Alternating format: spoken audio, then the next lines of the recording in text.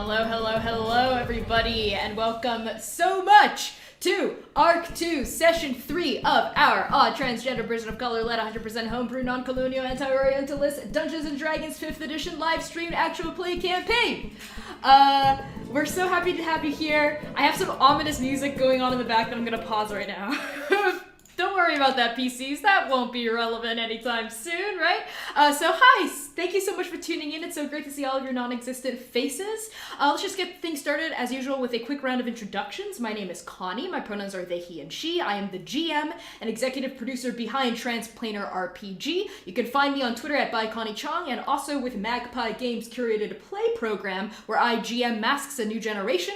I actually have some free slots available for this upcoming week, so if you're interested in playing teenage superheroes, go to magpiegames.com, I believe. So I'm going to pass introductions along to Erica. Hi everybody, I'm Erica, she, her pronouns, and you can find me Erica New Girl on every social platform. I am a streamer here full-time on the old proverbial Twitch, and by proverbial Twitch, I mean the actual Twitch. So come give me a follow. I like to be goofy, I like to chat with my community, I play horror, I play Rocket League, I play Among Us, Phasmophobia, all your fun favorites. And with that, I will pass to Devin. Hello everyone, my name's Devin, I use they, them pronouns. Join the Discord chat. I'm not going to put the link in chat. Somebody else put the link in chat. Is there...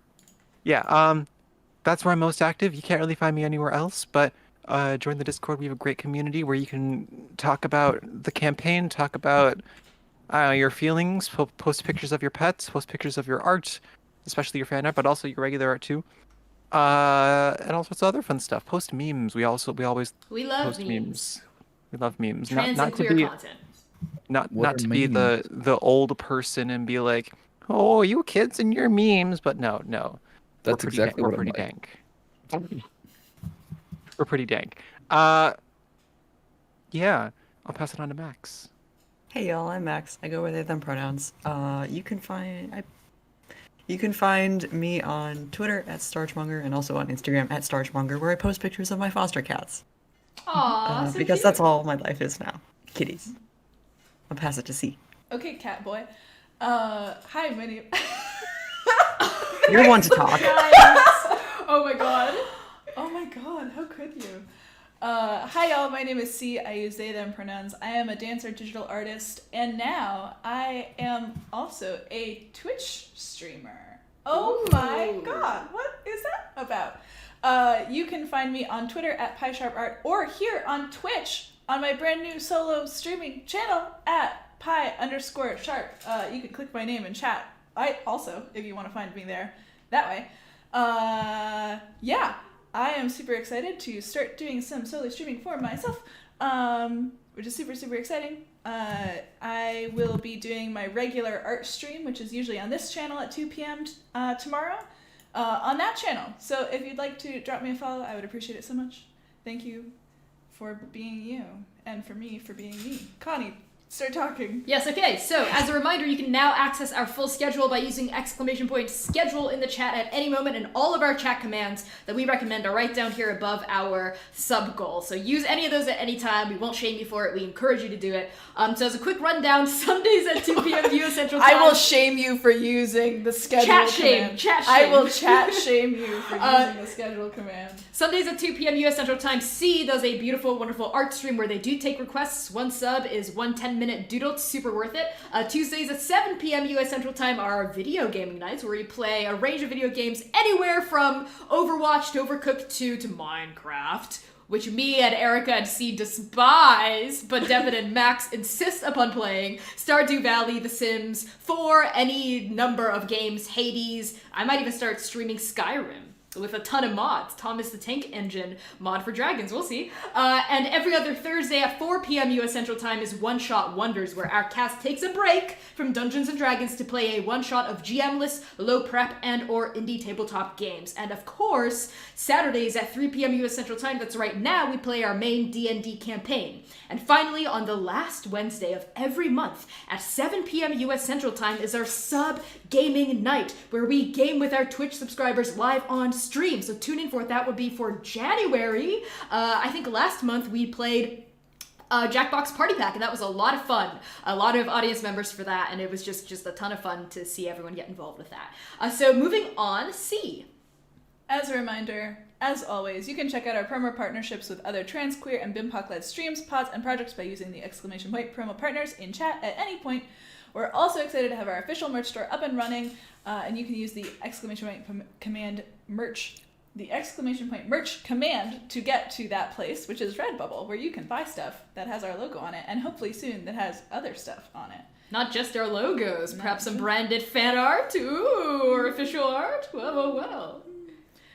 Erica, will you do the honors? Yes.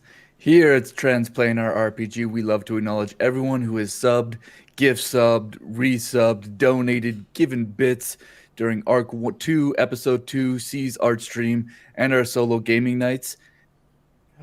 Crude Imposter Night Brights, Cruffasis, Vinatal, Sim Silica, Miss Patterson, Kochi Sigma, Casseroni Live, Peachy YPG, Sparty Green, Octo Rockstar, Shannon Obi, Pyrie, Benny Keys, Pie Sharp, Erica New Girl, Pixie Quinn, Fazman 91, Photo System 2, Silent Adel, Cyber Levels, Pancakes, Does Art, A Tale of Two Kitties, D and Daddy Issues, Ego Blend, Changeling Ever, Till Tech 31, Rob Rolling, Ernest Mecca, Key Squared, RNG World Dinger, and Drake Neeks. Thank you. I made that song up on the spot. Erica, I feel like I should start beatboxing for this part now, and you should like rap it in the future. You know, not bad for making that song up on the spot. Also, as you can see on our overlay, we have a 25 sub goal. 5 subs grants the party a point of collective inspiration. 15 subs get us an auto crit that anyone, including our GM, can use. And hitting 25 subs triggers a PC backstory flashback. Woo! GM Connie will roll a d4, and whoever the number lands on will be pulled into a flashback scene of the GM's choice. V's already gone twice, so I can't wait to see some of your other trauma. And Max, would you like to tell us what's happening so far? Of course. As a reminder, you can always get to our recap document by using ! Recap in the chat. But we'll We're going to. You're not allowed to know what's going on. Or going to bit.ly/trans recap. If you don't want to read, because it's actually not up yet, this is what happened last time. As the night falls, the wagons outside the Court of Ravens are circled up for safety. Just as everyone gets comfortable, the lines start moving again as people are allowed in the gates. Everyone packs up in a hurry and starts rushing in. The party ends up at the back of the pack. Unfortunately, out of the darkness emerges a huge, shadowy, beaked-hooved dinosaur monster, which starts chasing them. Oka once again selflessly throws himself at it, while Manaia and Squeak drive the cart. They're able to away. Shaken, they approach the city gates, where they're about to be denied entry when V does some quick forgery and bribery to convince the guard, who mentions something about a derby. Eyes emoji. Oh, just a quick federal offense here. Just a quick crime.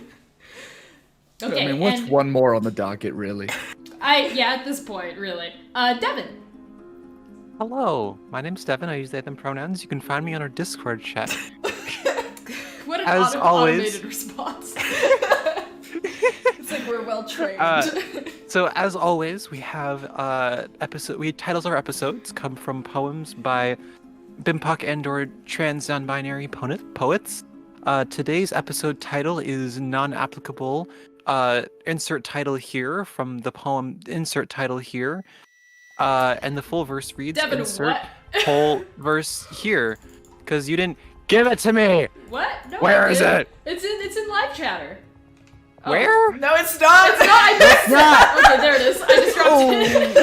That's embarrassing. Okay, go ahead. You really caught me out like that. You didn't even try to stall for time or anything like that.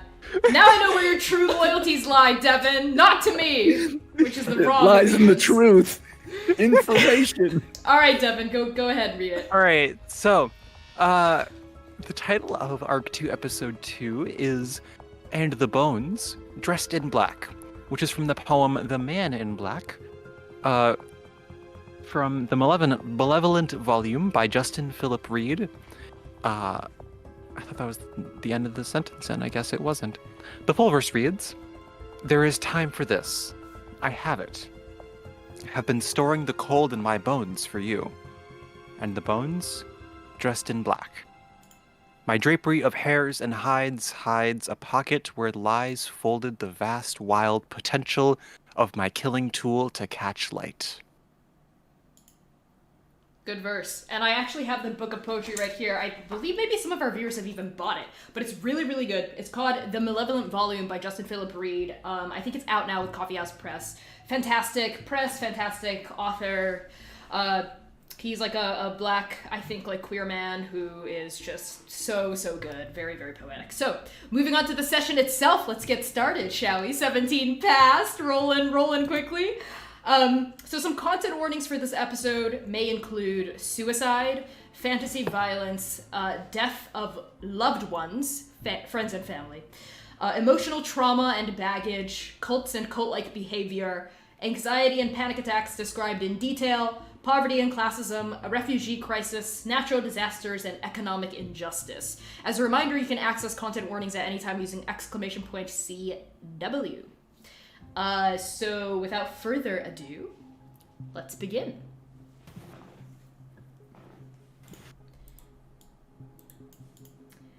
The Raven's Maw is aptly named. Trees the size of buildings loom around you, blotting out the starless dark with jagged trunks. As Squeak's caravan trundles past the checkpoint, it really does feel like stepping into the maw of some gargantuan primordial beast. Purple darkness falls over your wagon, muffling everything like a pillow to the face.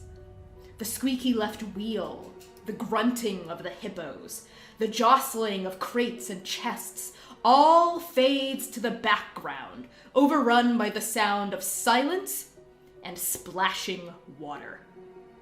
The Peludo Weald is a massive swamp, bog, fen, bayou, whatever you want to call it. Trees here range from toothpick small to dinosaur big.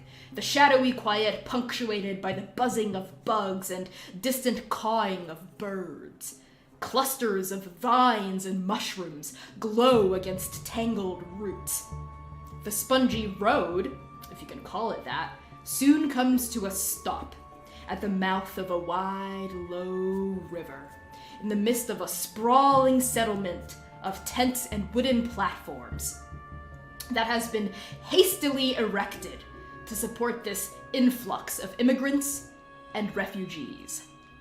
Squeak clicks her tongue and schools her hippos to a stop, and so do many other caravans around you. Glowing signs nearby proclaim that this area is a refugee camp, a place for those without family or friends in the court to take care of them, a place where they can wait out the misery that is the post-apocalypse. Squeak lowers her reins and addresses the four of you. Oka, Manaia, Yui, V. This is where we part ways. My hippos do need to rest for the night, and of course, all of us can spend some time together for the night, but in the morning, I'm heading out to hug death to meet my buyer. And she gestures to the broad, long river in front of you. That's the Black Tongue.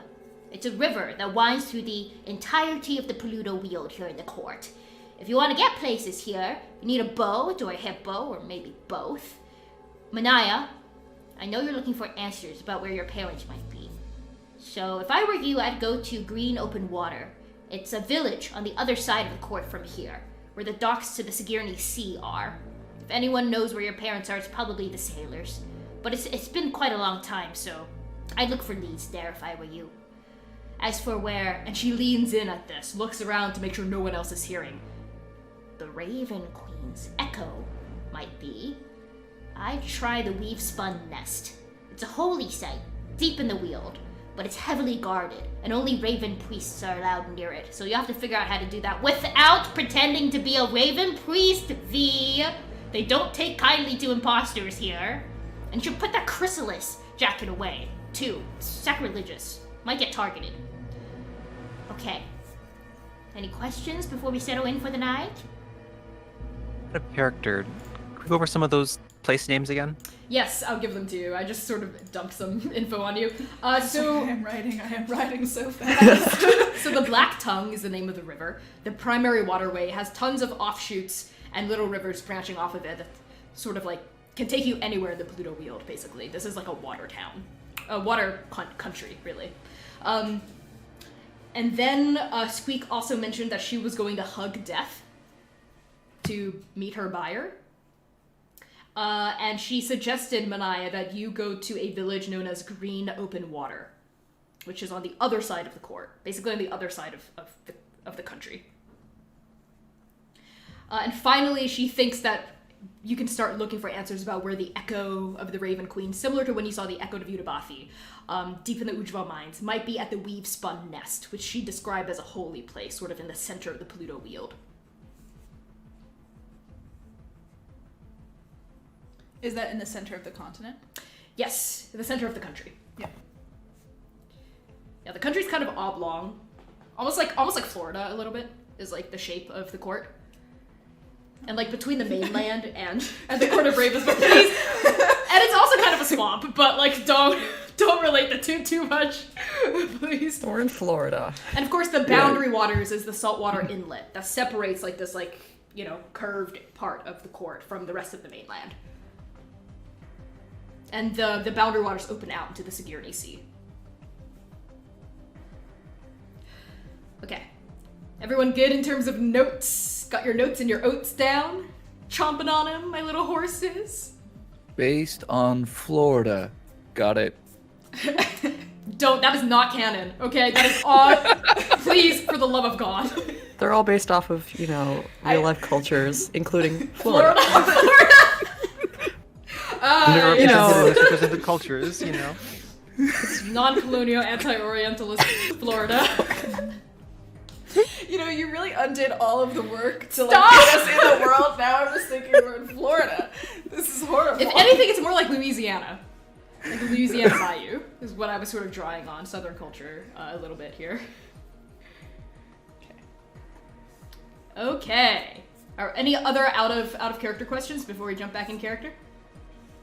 Cool. Also, feel free at any point to ask clarifying questions to OOC. Oh, wait. Yes. I think we ended last episode with Oka asking Squeak, maybe, what the derby was. Did we ever get a clear answer to that? Right. If we just sort of transitioned away from that, right? Very Sherlock BBC season 2 of me to just sort of jump away from the cliffhanger. Yeah. Okay. So it's on Netflix now. Can you tell? Okay. Yeah. Let's do this in character, sort of. Squeak says, Oh, and Oka, about your question about the derby, I actually really don't know. It's the first time I'm hearing of it. All of my knowledge of the court has been based on travels throughout my life. This is all stuff, before the fall, before the cataclysm. So this derby is new. I don't know. Derby, the horses, there aren't any horses here. You can't really get around on horses. Hippos, sure. Crocodiles, yeah. Horses, no. Their hooves would get stuck in the mud. I guess we'll find out sooner or later then. Why do you ask? What is this derby? Well, they were not letting people in because of it. Oh, right. I must not have been listening because I have legitimate papers. and she sort of looks at you, V, unlike some of you, and looks at you, Dewey. And then finally glares at Oka and says, Not you, Manaia. You're beautiful and perfect. Thank you, Squeak. I feel discriminated against. Of course you do, V. All right, pale mouth, shut it. Could someone clip that, please?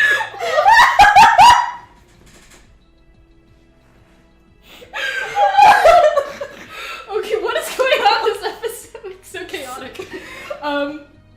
Okay. You brought this energy. Crying, laughing, I don't know what's going Yeah, on. I brought this energy. I brought this upon us. Squeak says, Any other questions before we move on? V, I need you to make a charisma saving throw to see if you take damage from that comment.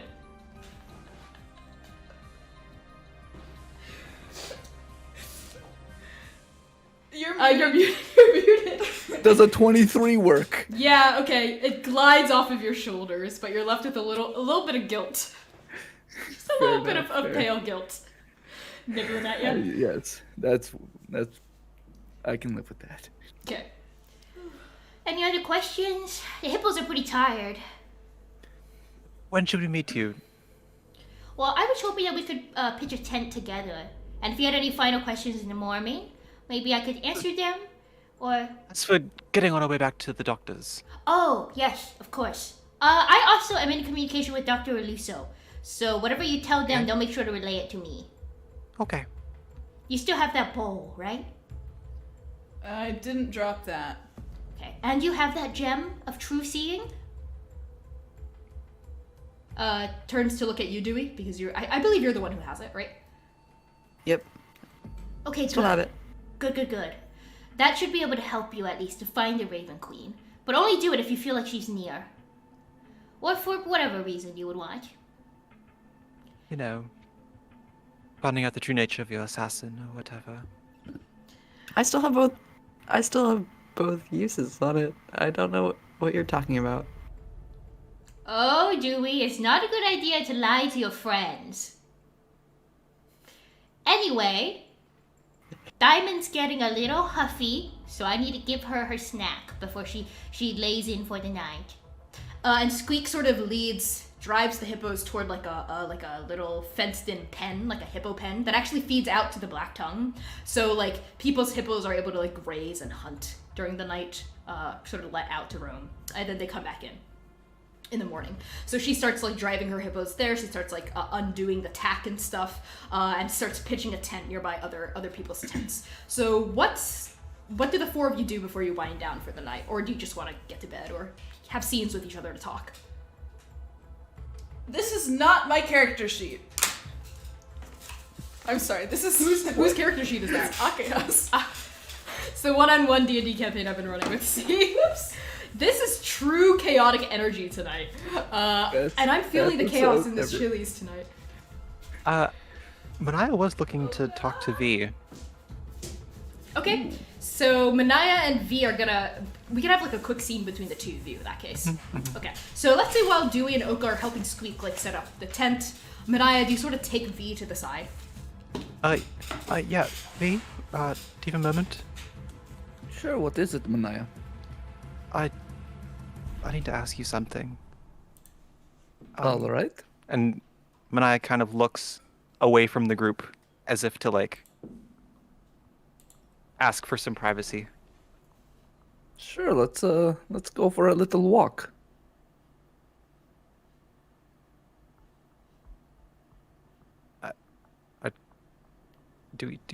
Okay, so I guess we walk away. Yeah, that's up to you. You can describe what you want to do. I wasn't sure if you had like a scene to describe of us walking away, like, I don't know. Anyway, squelch, go to the boots. I'm a little embarrassed to ask you about this, and normally to be the last person I'd ask, but you're probably the most qualified out of any of us to help me with this sort of unique problem.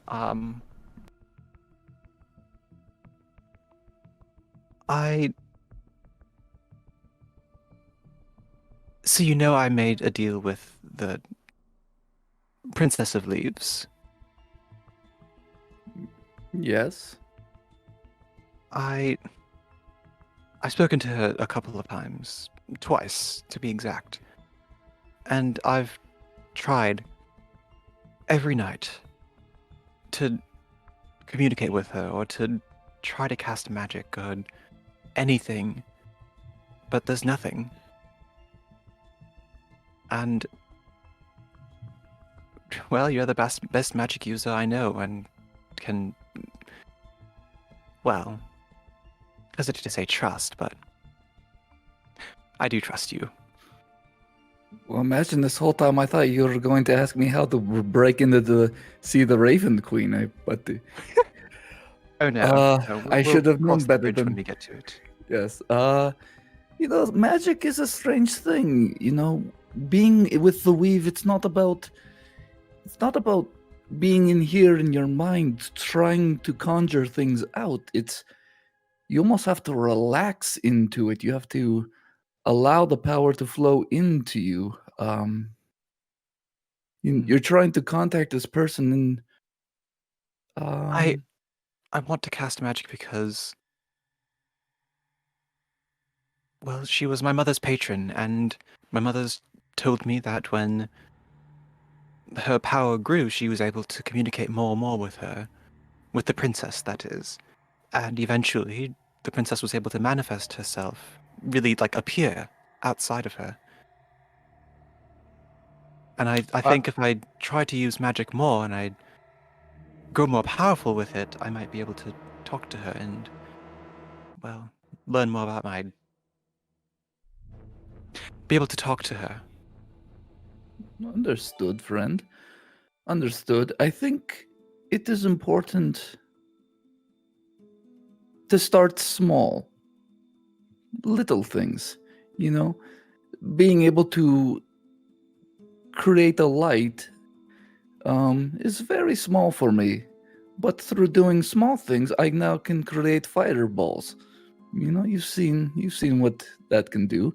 So Yes. maybe you should focus more, not on the end goal, not yet, but you should relax and just open yourself to let the power flow through you with what you can do, and don't try to do the big things yet. Is there, when you sort of quiet the mind and the body, is there anything that comes to you that maybe you can do yet? No. Well, magic it's been so long since I started using magic that I sometimes take for granted. In the beginning, it's like almost accidental. You're not, because you're not used to channeling the power yet.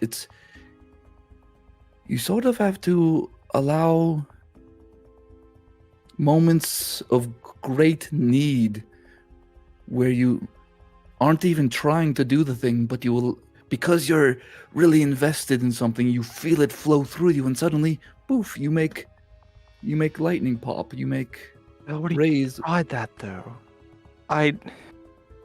When we were in the commune, I asked and I pleaded on my hands and knees to get to you all, but for help to navigate the snowstorm, and I had to find my way by that sign in the sky because nothing came to me. When we fought that giant beaked thing, I tried then, but was too distracted trying to drive the hippos.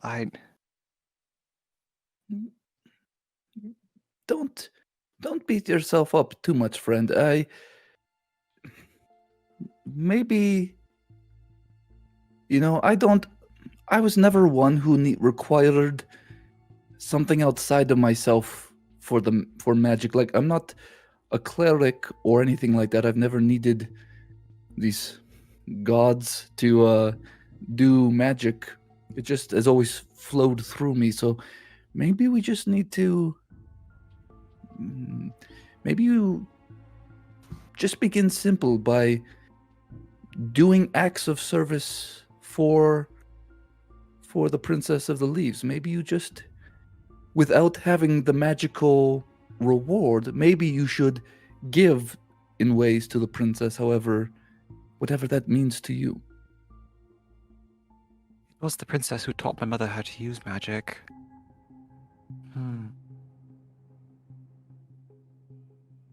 Maybe you can, without trying to get something in return, like maybe you don't start asking for things yet. Maybe you just try to listen deeply for her voice. There are a bunch of trees in where we are, right? Yep. Vines and shit. Manaia is going to take a leaf off of one of the trees nearby, Okay. and hold it in her hands and say, "Well, let's give this a try then." And she's gonna sit down, hold the leaf in her hands, and close her eyes, and just relax. V's gonna sit down cross-legged in front of Manaia as well. Okay. All right. Both of you sit down, and the mud sort of squelches onto your clothes. And V, your chrysalis robes get very dirty. Okay. Clean them later. All right. I don't have much to offer, but maybe this will suffice? V, do you have a little fire I could use? I've seen offerings being done before. They always burn something. I'm going to conjure just the smallest of scorching rays. Like I'll just put my hands between the leaf, or like on either side of the leaf, and just like send a scorching ray from the diamond in my hand. Do you to want the to maybe other... just, do you have like thaumaturgy or anything like that? You could also just like flavor it like you have fire Yeah, let's magic just say and can just you like have. It's a small thing. Let's just say you could do it, because scorching ray it's pretty deadly. So yeah, let's just say you tap into some of that fire magic broiling within you to do this. So please Sure. go ahead and keep describing. Yeah, so I'm just gonna put my hands on either side of the leaf and just have a little flame just dance across. It's gonna hit the leaf, and like any remainder fire goes into my other hand and dissipates but leaves like the leaf on fire. Manaia says, as this is happening, "Princess of Leaves, Child of Sen, I offer this to you in hopes that it can deepen our connection. I guess." Okay. As you hold this leaf, this burning leaf in your hands, Manaia, you look into the flames, and you are drawn sort of into the orange, burnt glow, this warm fire that's sitting in the palm of your hand. The fire of Galtanger, the fire of life, the fire that V has cast onto this leaf. And as you do, it seems like all of the sound, seems to fade away a little bit from around you as you're drawn into a memory. You see now this fire turns into the flames on the horizon of a burning sun, specifically a setting sun, painting the water red, painting the water blood red, crimson. The light glittering on the white-capped peaks of distant waves, distant ships bobbing almost like children's toys on the horizon. And the long docks stretching out like the fingers of Mahu trying to kiss the ocean. And at the end of one such dock, you see a very familiar merchant's ship, broad, wooden, and strong. What is its name? What is the name of the merchant ship that your parents used to own?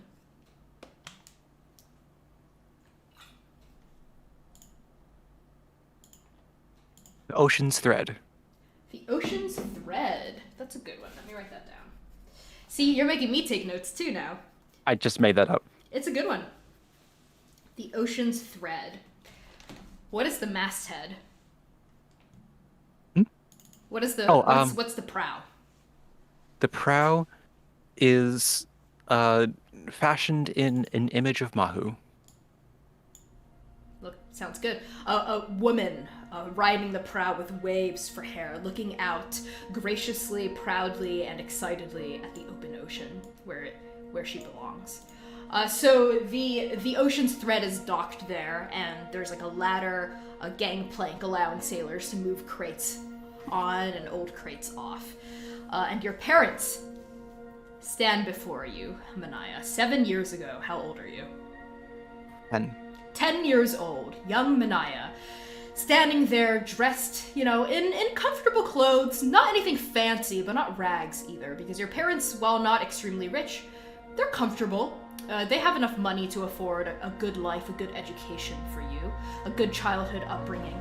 One of your mothers is sort of currently barking orders to help expedite the process of moving the crates on and off. Her broad, strong voice carrying across the open ocean, this voice loud enough to boom across expanses of water and to carry over thunderstorms and rain, pelting the deck, even in the most deadly of tsunamis out on the deep sea. This, of course, is your mother, Kahealani, a proud half-orc woman standing there, dressed in a long black jacket, and with an axe strapped to her back. She's currently scolding a soldier for dropping a precious crate, but not in a mean way, just like, watch what you're doing there, you know. And your father is also standing nearby. He's actually sitting on top of a crate, and he is plucking at a lute that he had acquired at during his most recent shipment, and he is entertaining a sparrow that's landed, like a sparrow that's landed on his shoulder with this song, and he's smiling and laughing at the sparrow, while your half-orc mother glances over at him and her face kind of softens as she looks at him. But the person who draws your attention is your other mother. Sort of coming up behind you, you feel hands. Cover your eyes, and you hear a familiar, playful voice go, "Guess who?"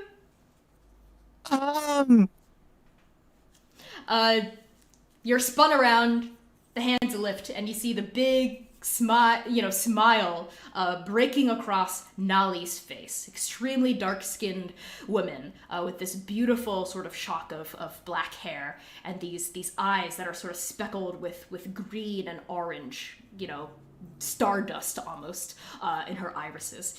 She smiles at you and she sort of comes down into a squatting position and looks at you and says, "You're gonna be good while we're gone, right?" Of course. Wrong answer, Manaia. You better get up to some mischief while we're out there. But Mom said... Hey, what Mom doesn't know, Mom doesn't know. Okay. It's quite a long journey to the court, so we'll have one of the cousins look after you. Don't miss us too much. You're never gone for too long. No, we're not. But this one's gonna take a little while. I think probably a couple of weeks. But we'll be back. What do you want from the court? They've got all sorts of fun trinkets. A raven skull? How about some worms?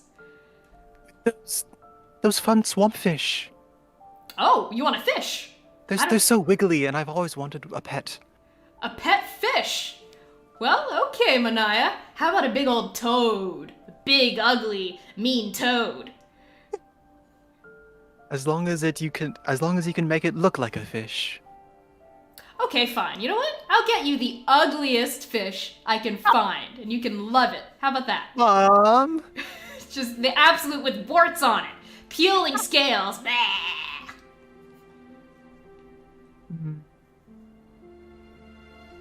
Okay. Just promise you'll come back, alright? Of course, Manaia. We never break a promise. We'll be back. I promise. Stay safe out there. You as well. Here, little duckling. And she sort of ruffles your hair a bit, pats you on the head. And you hear your other mother, Kahealani, go, "All right, that's the last of it. Nali, Napua, you two ready?" Napua stops strumming on his lute, sort of sets it down against the crate and says, Yep, ready to go. And the sparrow takes off. And your other two parents, Napua and Kahealani, come up to you and they both sort of pat you on the shoulder. And Napua goes, "All right, did Nali give you the speech about being good?" Of course. And I'll be sure to practice what you've taught me every day. Good. Which is, what was that again? You were teaching me magic, right? Oh, yes, magic. I've taught a lot of people, how to protect themselves with magic, and you'll get there, Manaia. Don't feel bad, Manaia, says Nali. It took me. I couldn't do a scrap of magic until I found the princess. I'll be ready for the next lesson by the time you get back. Magic schmagic. Kahealani says, all you need is a good axe. All you need is some strong muscles. Don't listen to these buffoons. Keep working on your push-ups. Of course. I want you to grow at least half an inch by the time we get back. Mom, you know I've been hitting my growth spurt. I know. And I can't wait to see how tall you get. You're not gonna get taller than me, though. And she sort of, like, looks down at you. Your mother is a strident 7'6". And with that, all three of them sort of pat you, and they turn and they begin to leave. They get onto their boat, the Ocean's Thread, and they pull the gangplank onto the deck and finally close, like, that gate. Anchor is lifted, ropes are pulled in, sails allowed to go out, and the Ocean's Thread begins to leave harbor. And as you're standing there, there are a couple cousins in the back ready to take you back to their home after the ship is pulled away.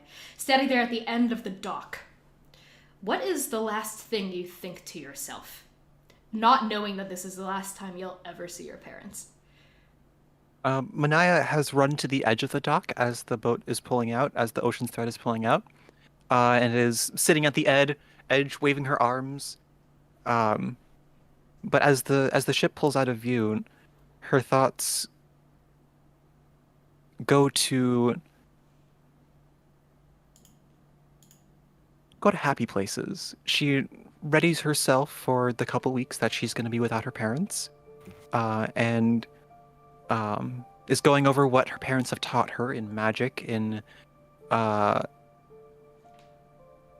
fitness, I guess, like her exercises and everything,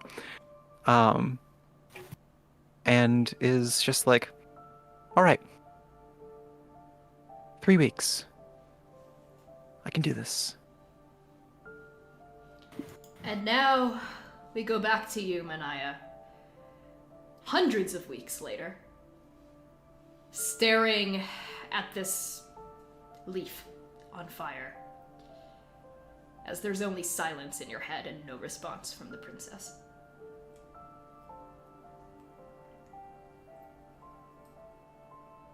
Manaia's eyes are closed, and a tear falls down her cheek. In the midst of She this silence, Mhm. you feel something in the recesses of your soul stir.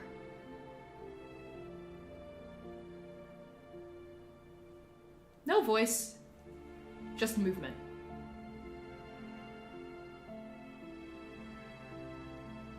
Smile comes across Manaia's face. I'll get to you. I'll get to you.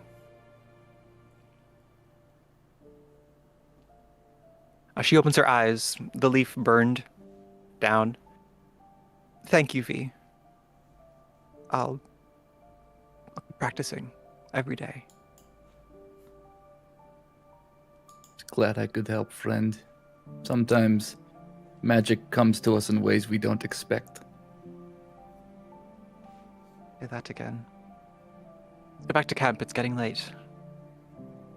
V stands up and helps Manaia up and heads back.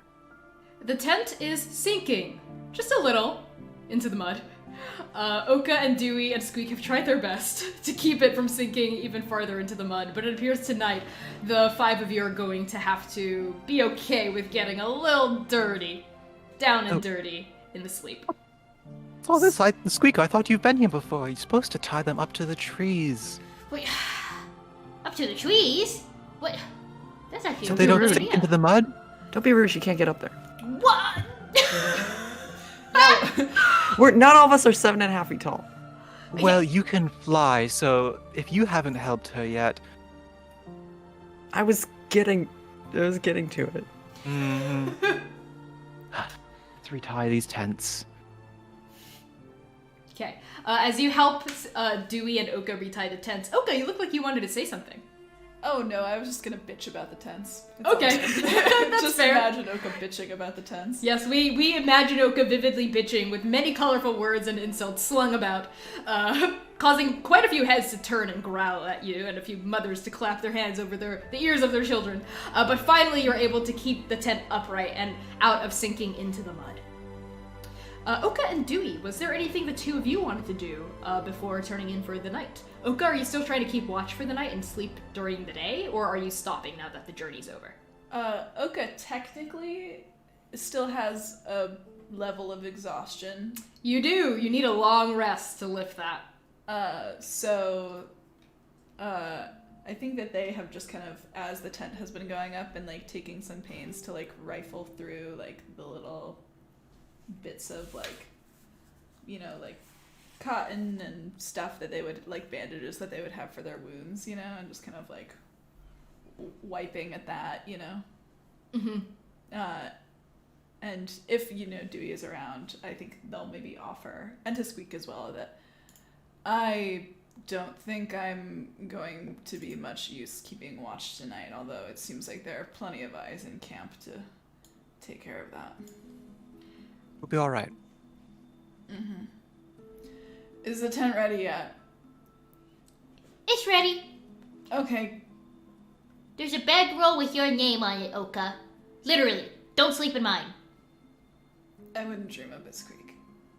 I wouldn't dream of it. Okay, Oka, you Just- fall horizontal. Across all four. Yeah, like you just fall vertically down. across all four bedrolls. You fall down and you go to sleep. What about you, Dewey?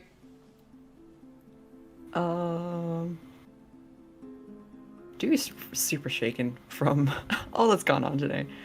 I think he's gonna go hang out somewhere out of view, by the water, and get a little bit of sword training in, hopefully. With your Trying to? sword son? Yes. Okay. Dewey, you step away by the water, by the mouth of the Black Tongue. Let's say you look around, there aren't too many people here. You see a couple, like, hippos. Like, their glistening backs sort of poking out of the surface of the water, and also, like, the eyes of some gators. But they don't seem to be attacking each other. They're just sort of, like, there, chilling. And there's, like, in this little, like, river delta area, you look around, there's maybe another, like, 25, 35 feet until, like, the next tent. So this is as secluded as you can get, really, by the water. So are you going to pull your sentient sword out of its sheath? Yep. Okay. As soon as, like, the first glint of steel comes out of the sheath, you hear the voice in your head. You feel it vibrating, you know, the pommel vibrating against your feathered hand, and you hear the voice go, Father? Father? Are we going to fight? Blood? Not at this moment. No blood. Okay.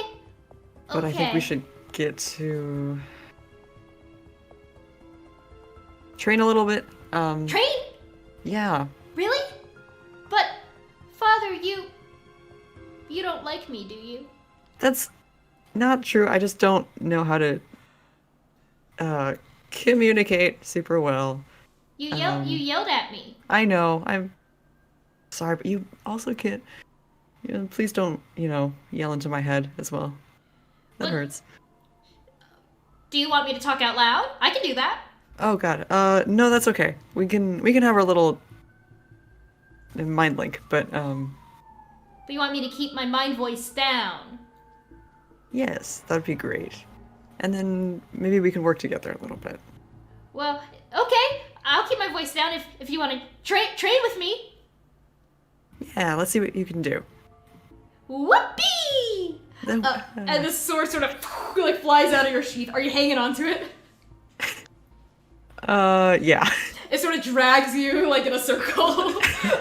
Like you're on a magnet, and your talons sort of scrabble against the mud, and you form sort of like a circle. Have you, like, seen those, like, dowsing, like, things that sort of go around in the sand? Sort of like that, Dewey, you're, like, on the end of it. And then after, like, it's gone around a couple of times, your sword son sort of quiets down and goes, Ooh, I'm tired. Is training over? That's good for tonight. Yeah. Let's try it again in the daytime. Okay. Ooh. Oh, by the way, Father, do I have a name? I noticed all your friends have names. There's the Oka, the Manaia, the V, the Squeak.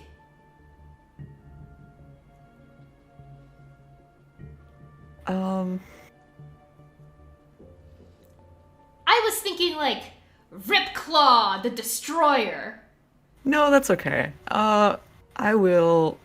or Stabsoul, Render of Worlds. You keep thinking. Mouth. You keep thinking about that. I sheath it.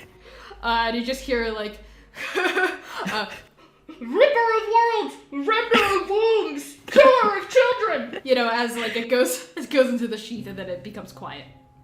And on that, Oka, you've fallen asleep. Manaia and V, I'm assuming the two of you are also starting to turn in for the night. Mm-hmm. Cool. So does Squeak. You know, and finally, Dewey, you rejoin everyone, and all of you sort of settle into this tent. You get into your bedrolls, and you start to shut down for the night. And of course, same as always, the same nightmare that has been plaguing all four of you for the past, month at this point? For the past 4 or 5 weeks, every night of every week.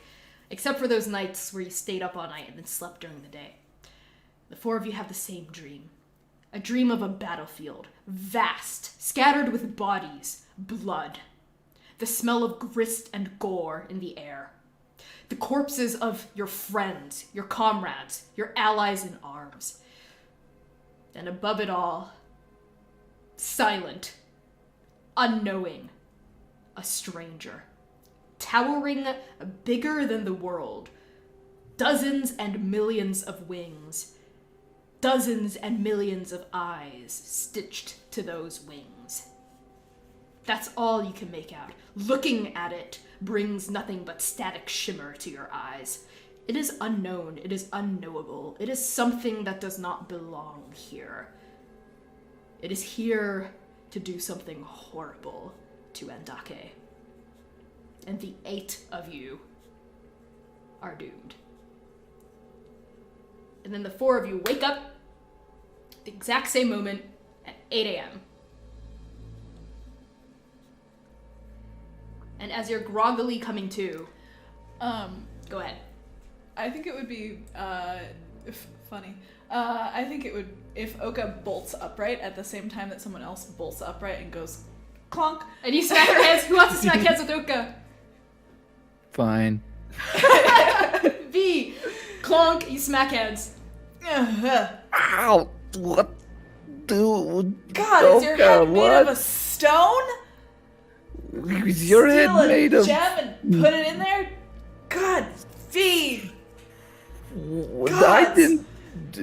My head was already right there. Your head came to me. It did not. That was my headspace. You. It's too early for this, please. Can you keep it down? Amaru. Oka's I think grasping around to try to find their journal and probably hit Stewie again, Hey. as they are grabbing for it and trying Sure. to write down everything they remember. Yeah, Dewey, you're clocked with an Oka elbow to the beak. What are you writing down? Yeah. Eyes, battlefield, blood, Wings? wings.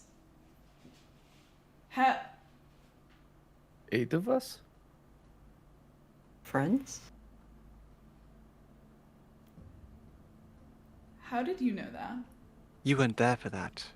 Dewey V and I have been having this dream. This dream. Seems like it. Yep.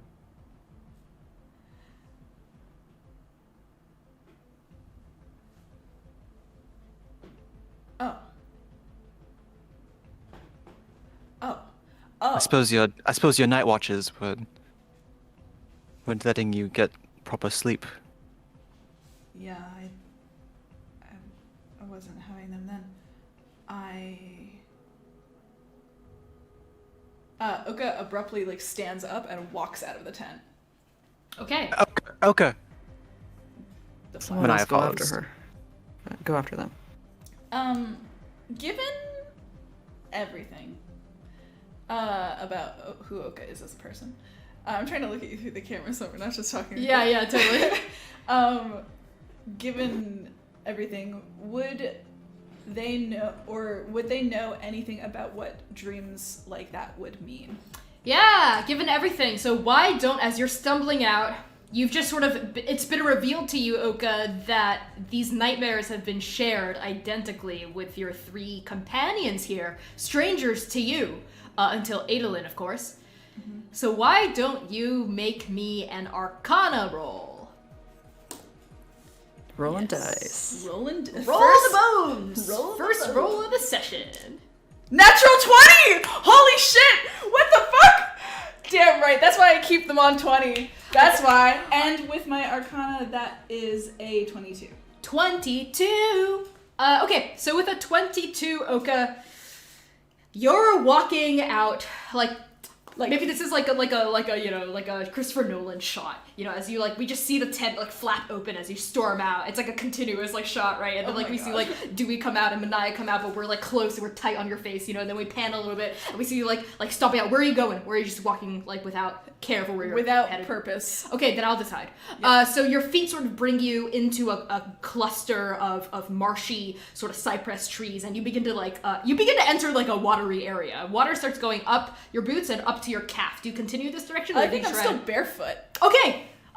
You feel in sticks. pajamas. You feel sticks and mud squick between your toes, and you feel slimy things wiggling against your skin. As the water just starts to go up your calf. Do you continue in this watery direction, or do you try to find drier land? Drier. Okay, you turn abruptly, and you get onto the bank, and you're just going. You step over some mossy ferns, some grass, some rocks. Everything's slick. Everything's buzzing. You can smell fresh, like soil and mud and dirt and fertile ground everywhere all around you. Dragonflies buzzing. You hear mosquitoes and try to latch on for an early morning meal, but all you can think of is what it means to have a prophetic vision. There's something a little off about this one though, Oka. Based on your upbringing, you know quite a lot about dream visions, prophecies, divinations here. And with your natural 20, you recall words from someone near and dear to you. During, let's say, a moment of schooling, to leave terms vague so your backstory secrets can still be preserved. A moment of schooling, you hear a familiar voice in your head go, "Dreams don't mean nothing." And then a name that she uses to refer to you that you have not heard in a long, long time at this point. Dreams mean everything. The trick to divination, to dream speaking, to dream knowing, of course, is separating the fallow from the wheat. You have to know what's important. You have to know what to focus on. The symbols that recur, the motifs. Look at them. Don't just examine what you see, examine how you feel. And you know, based on how you feel, and based on the fact that this has been recurring, and based on the fact that it's been shared across your party, that this is, well, it's a prophecy of sorts, or it is at the very least a part of a prophecy. But this isn't a prophecy of the future. This is a prophecy of the past. This is a vision of something that has already occurred. Which means one of two things, based on your upbringing. It is a trauma, or it is a warning.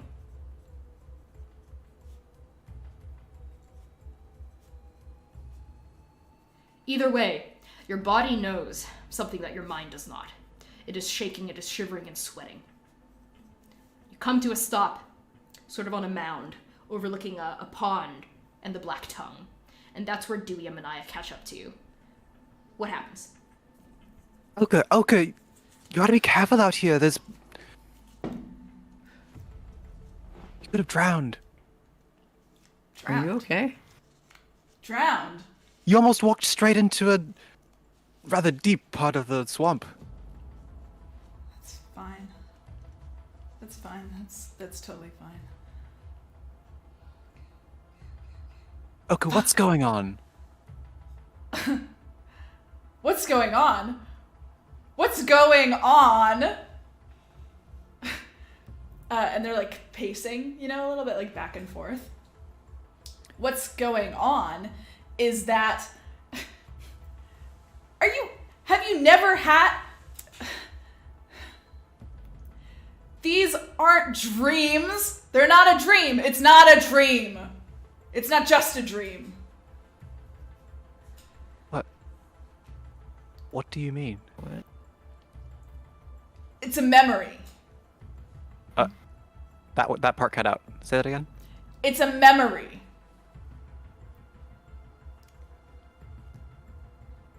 A prophecy. Not about the future, but about the past. That is how the gods died. Okay? And we have to relive it every night, over and over, for some fucked up reason that I don't understand yet. No. Yes. What do we have to do with it? There's no way I'm involved with this.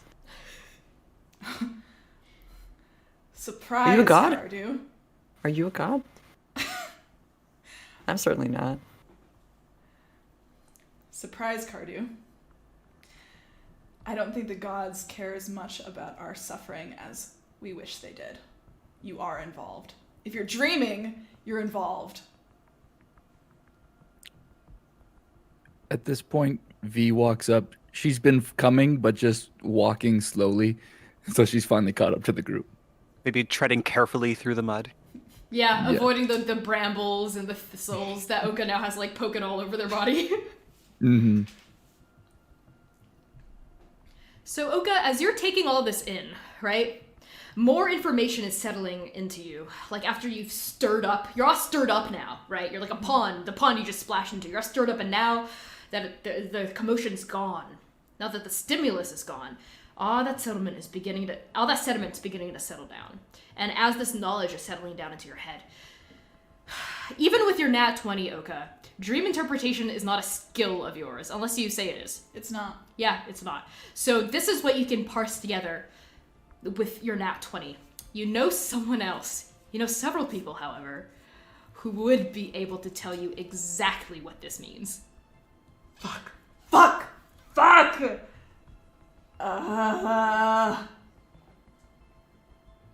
Fuck. Oka just kind of sits down. Okay, you sit down. A frog jumps onto your lap. What the hell do you want? Grab it.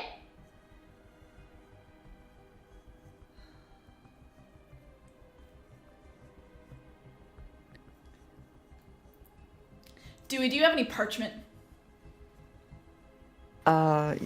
He pulls out some crumpled paper from his pockets.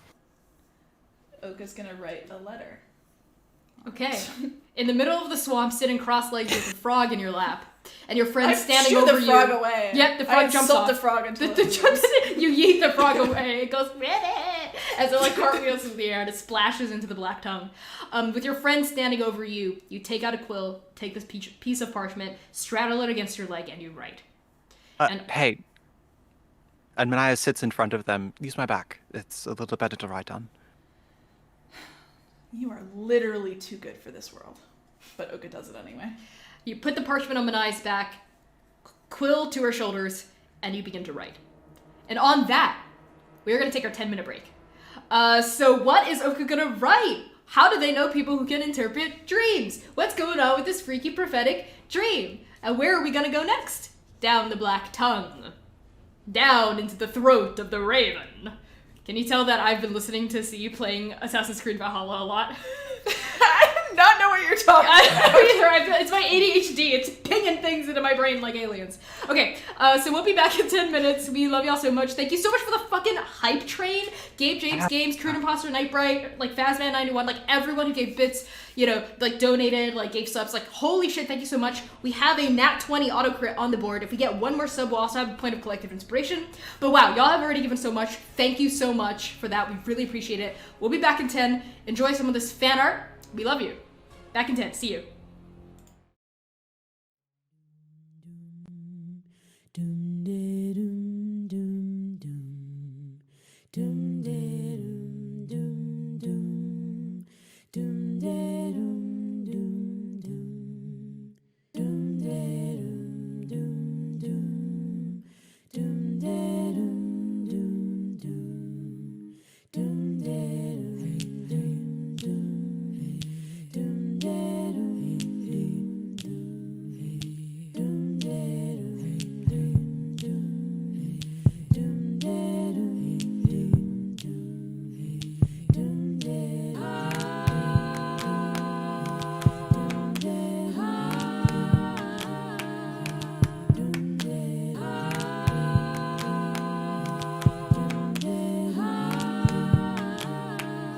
If I go fast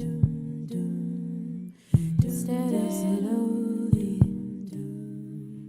instead of last, if my father survives me, if I explode, if I go up in smoke, if I go quietly, when I go quiet, give my heart to my mother. She'll know what to do. Give my songs to my lover. She'll know what to do. Give my bones to my father. My poems to my sister. My love to one another. Give it all to each other.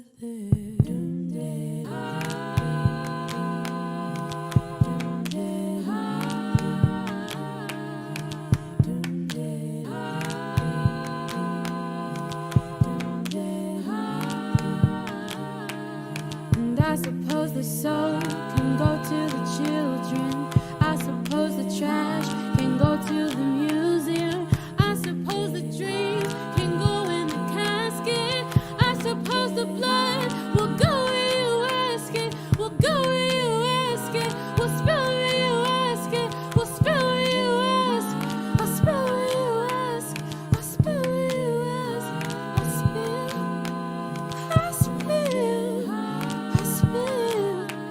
I'll spill.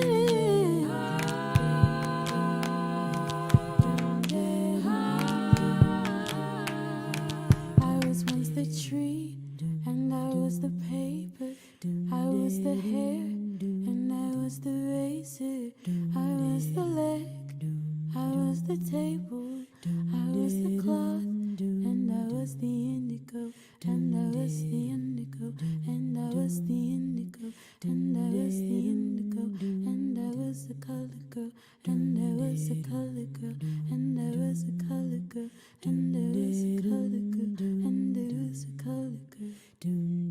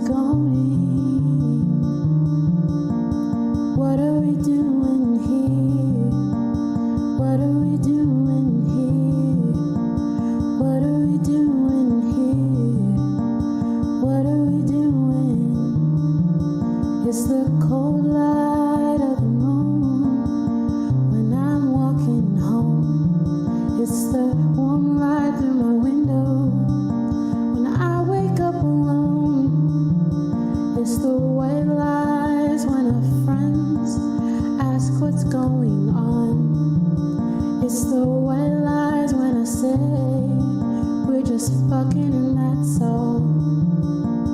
Laughing in your room, riding in your car, promising myself I won't let this go too far. And yet here we are, so. And yet here we are, so. What are we doing here? What are we doing here? What are we doing here? What are we doing? I'm not your boyfriend, but I'm somebody. I'm not emotionally available, mentally stable, but I'd like to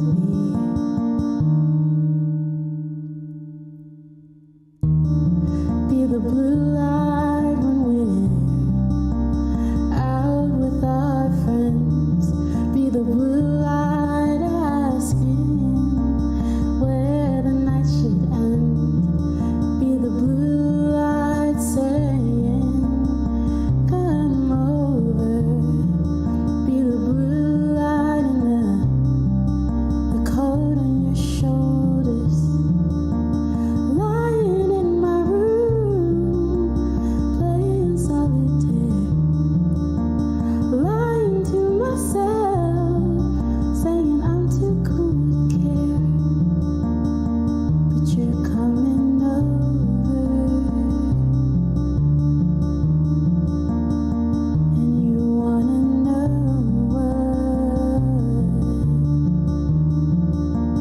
what are we doing here? What are we doing here? What are we doing here? What are we doing? What are we doing here? What are we doing here? What are we doing here? What are we doing? What are we doing? What are we doing? What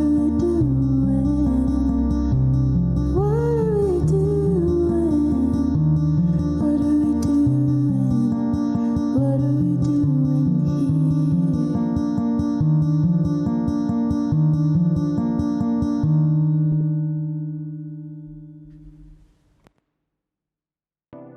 College parties, college drinking, all you outcasts gather round, roll a fat one, pour the shots, give this death all you've got. Let the liquor loosen your mouth, make a bow with friendly tongues, call your lover, say you're sorry, then go back to making fun. Your friends are drunk and useless. Welcome to senior year. The night is young and ruthless, and you want to disappear in the hallway, in the hall, in the hallway, in the hall.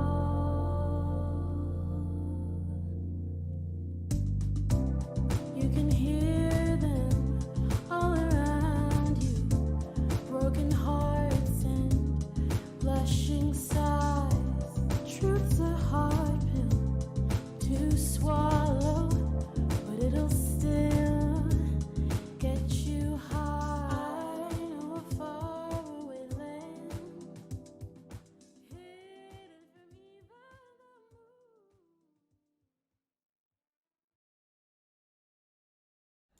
Hello, everybody. Welcome back to part 2 of Arc 2, Episode 3 of of our main D&D campaign.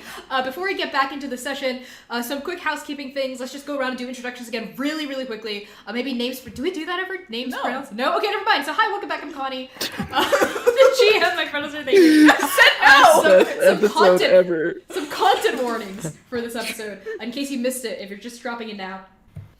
Include, let me scroll up to the content warnings, suicide, fantasy violence, death of loved ones, emotional trauma and baggage, cults and cult-like behavior, anxiety and panic attacks described in detail, poverty and classism, a refugee crisis, natural disasters, and economic injustice. At any point, you can call up these content warnings again by using !CW in chat. And yeah, with that, is there anything else we need to get out of the way before we hop back in? That's about it. Sounds good. Great, let me get my ominous music back up. So we come back now to Oka, sitting cross-legged in the swamp. Alright. On like a little island, a little mound between a deceptively shallow pond to your east and to your west, of course. The Black Tongue, this dark river in the early morning light, snaking through the Paludo Weald like a black snake. Oka, you press parchment to Manaia's back as she sits cross-legged in front of you while V and Dewey stand there looking on. The four of you had just awoken from a terrible shared nightmare that Oka, you deduced, is part of a prophecy. What do you write?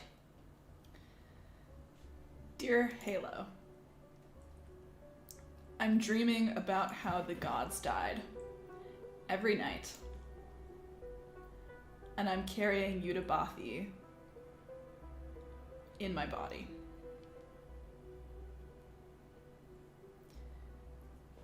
Where can I find you? And then just an O with a slash through it at the end. Oh, I guess there's no fucking return address. Yeah, Oka, how are you Oka gonna looks- send how it? are you Oka gonna- looks at it and they're like, fuck! So they look at it, and then they like bite their thumb and draw it along the bottom. Is that your way of trying to get Halo to contact you back? Through blood? Mm-hmm. Okay.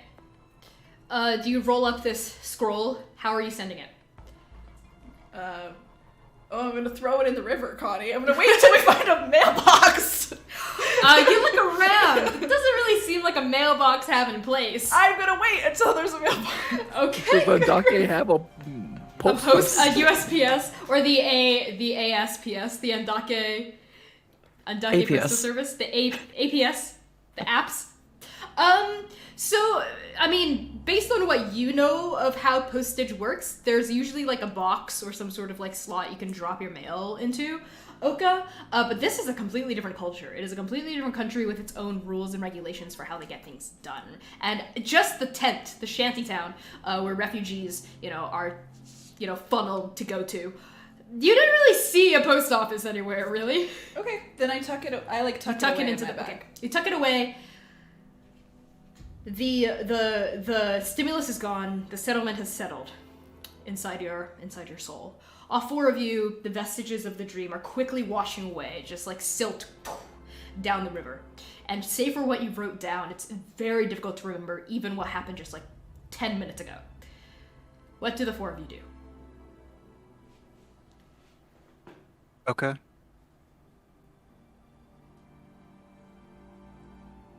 Is Oka standing? Not yet. Okay. Manaia turns around. Oka? We need to talk. V, Dewey? And Manaia, does the head thing for you to come over. Oh, come over. Okay.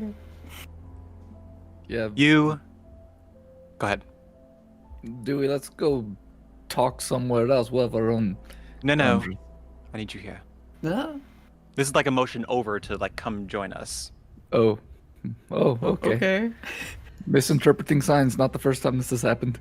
Are the two of you gonna like sit down in the mud, forming like a weird little like witches coven in the swamp? I'm gonna take off my chrysalis robe and put like the nice side down on the swamp and sit in it. Okay. Hop in a squat. You need to stop hurting yourself.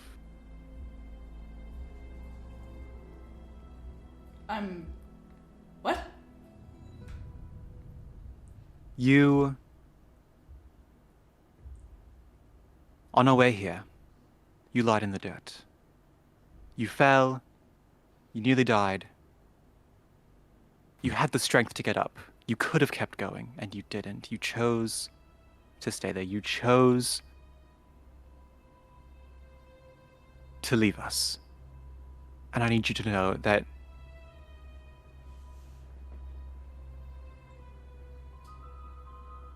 if you're going to leave, you need to say goodbye. But until that point, put yourself first. Right?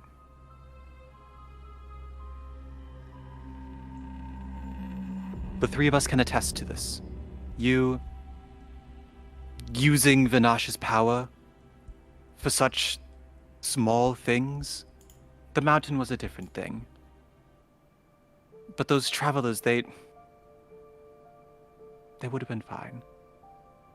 You didn't have to go fight that bird thing that chased us on your own. You don't have to do this on your own. It's unsustainable. It is. And We kind of need you to stay around.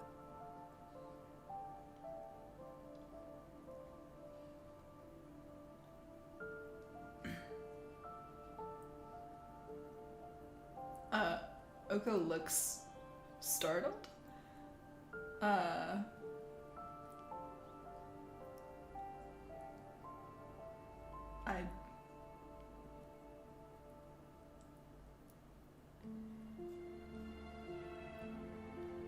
I guess staying around hasn't really been my strong suit in the past, but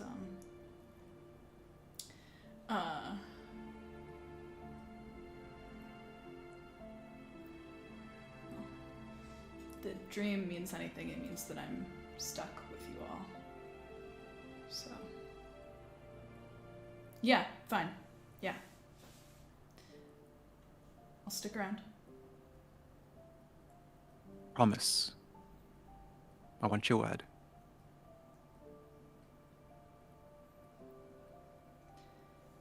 I'm trying to see if maybe I have something.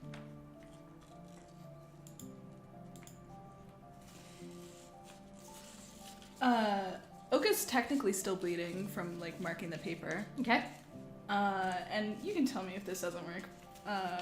But Oka is going to like draw a line, just kind of like on their, like just like a circle, and try to use their brand of castigation, which is technically like a different thing. But it is when I damage a creature, I can use this Crimson Right feature to sear an arcane brand into the target, which would be myself. Okay. So it wouldn't hurt. Okay, y'all, don't look at me like that. But like an arcane sigil of two crossed antlers would kind of like appear and then sink into Oka's chest. What is the purpose of it? To make a promise. As they do. I say, I promise. On my own heart. What are you promising? Not to leave without saying goodbye. Okay. there was a part 1. Don't stop. Please stop hurting yourself, please. Look, yes, I know you have to use it for your magic, but needlessly. Okay. Right? Good. Okay. Get you out of the mud. Do the we lift them up by the two arms. Okay, you feel the promise, the brand of your own blood magic sinking into the depths of your soul. And you can sort of feel the threads of the weave tightening around your heart. And then they just sort of stay there. Sort of like in Hunter x Hunter, where Kurapika has like those chains with like darts pointing at their heart. So if they break their promise, it will pierce their heart and kill them. Sort of like that. So if you break your promise, that's what's gonna happen. Connie and I are We the only know. two people here. No. We're all the same. We're all the same wavelength here. Kurapika We're from Hunter x Hunter. Okay. Devin's face said it all. Devin's face said it all. Okay. So on that, the four of you, I assume, return to camp. If it's the next day, we should be getting on our way. Yeah, you should be. Squeak basically said if you had any last housekeeping things to involve her, but otherwise, for y'all to make your own way, or you could try to ask Squeak for help navigating the Black Tongue.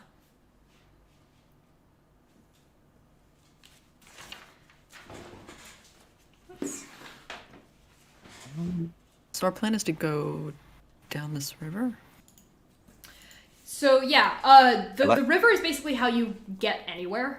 You could try to make your way through the swamp, but it would be a lot harder, a lot slower, and a lot more dangerous.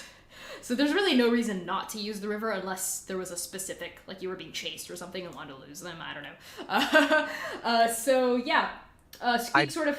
Go ahead. I propose we decide where we're going to go out of character. Cool. Sounds like a good idea.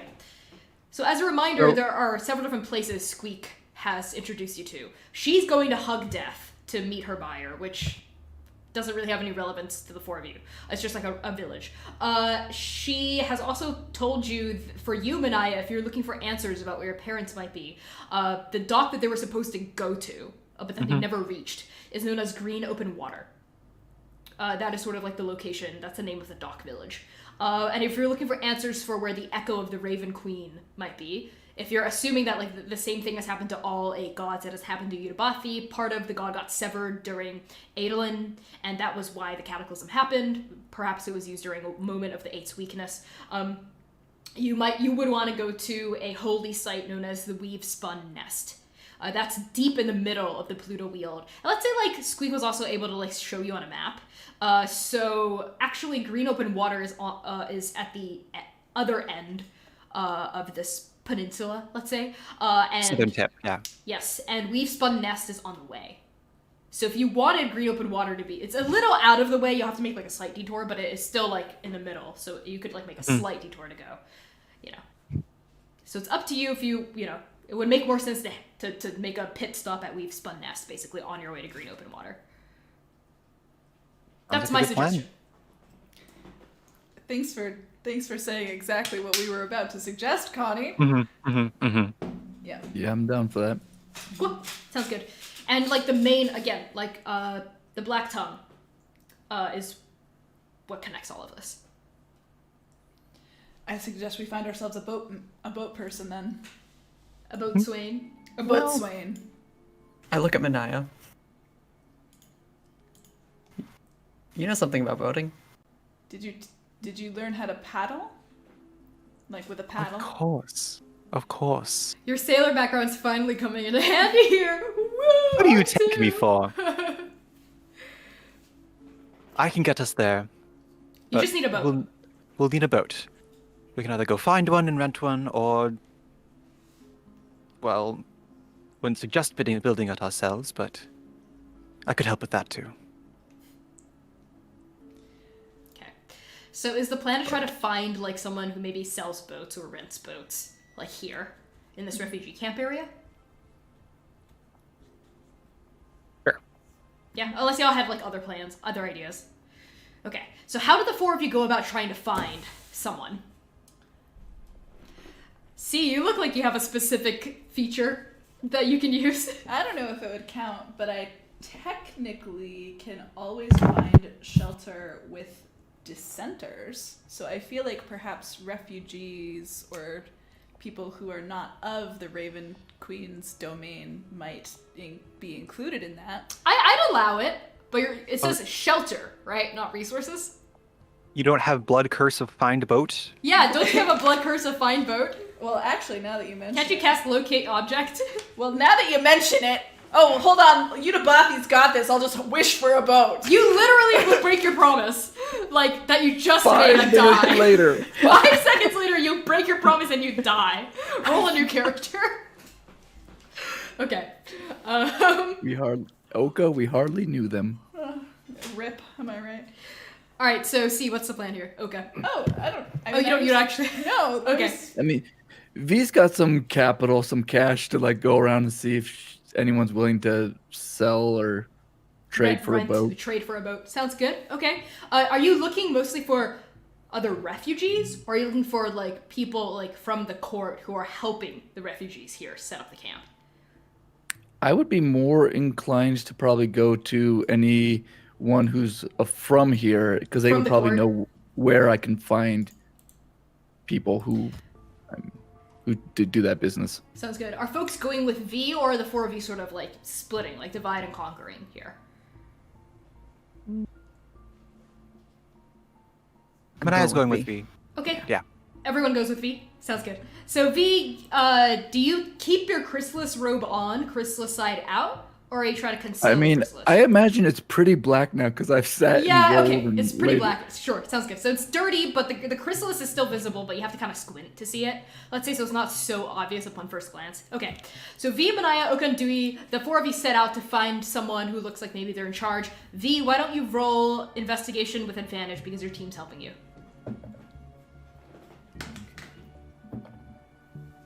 Oof, that's not very. You're gonna find 8? okay. You're gonna find someone no matter what, but how well your investigation rolled. Yeah, 8 was my high roll. How good the person you find. Okay, 8 was your high roll. You find someone, sort of like a young person, maybe 15 or 16, a teenager, sort of dressed in like the kind of like grim, like vestments of the Raven Queen, like long black robes with sort of like silver like tassels hanging, like almost forming like a big necklace, as well as like bones.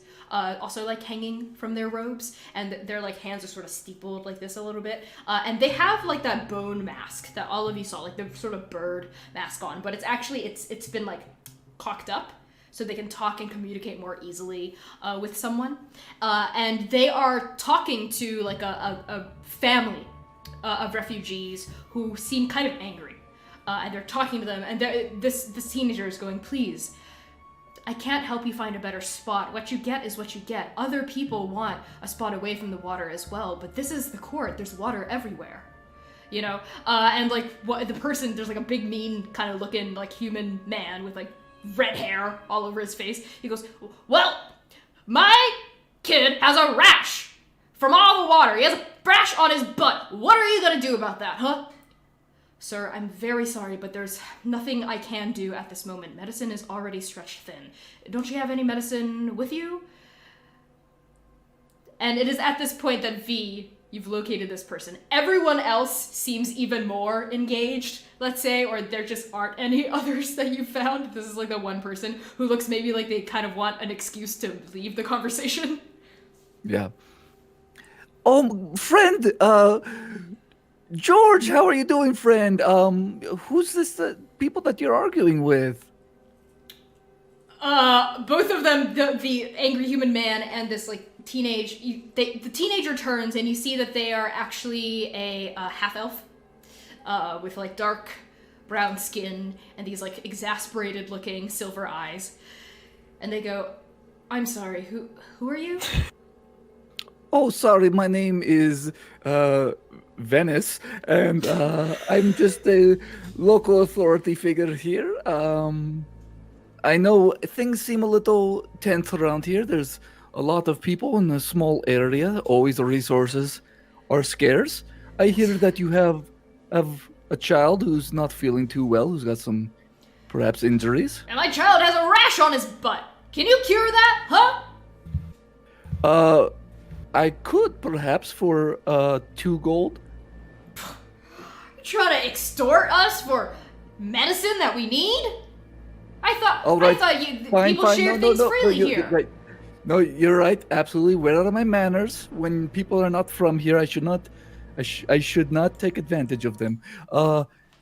My friend Dwight here would be more than welcome to heal you a little bit. Isn't that right, Dwight? Are you referring to me? I'm talking to Dewey. Oh, okay. I don't think this needs like a.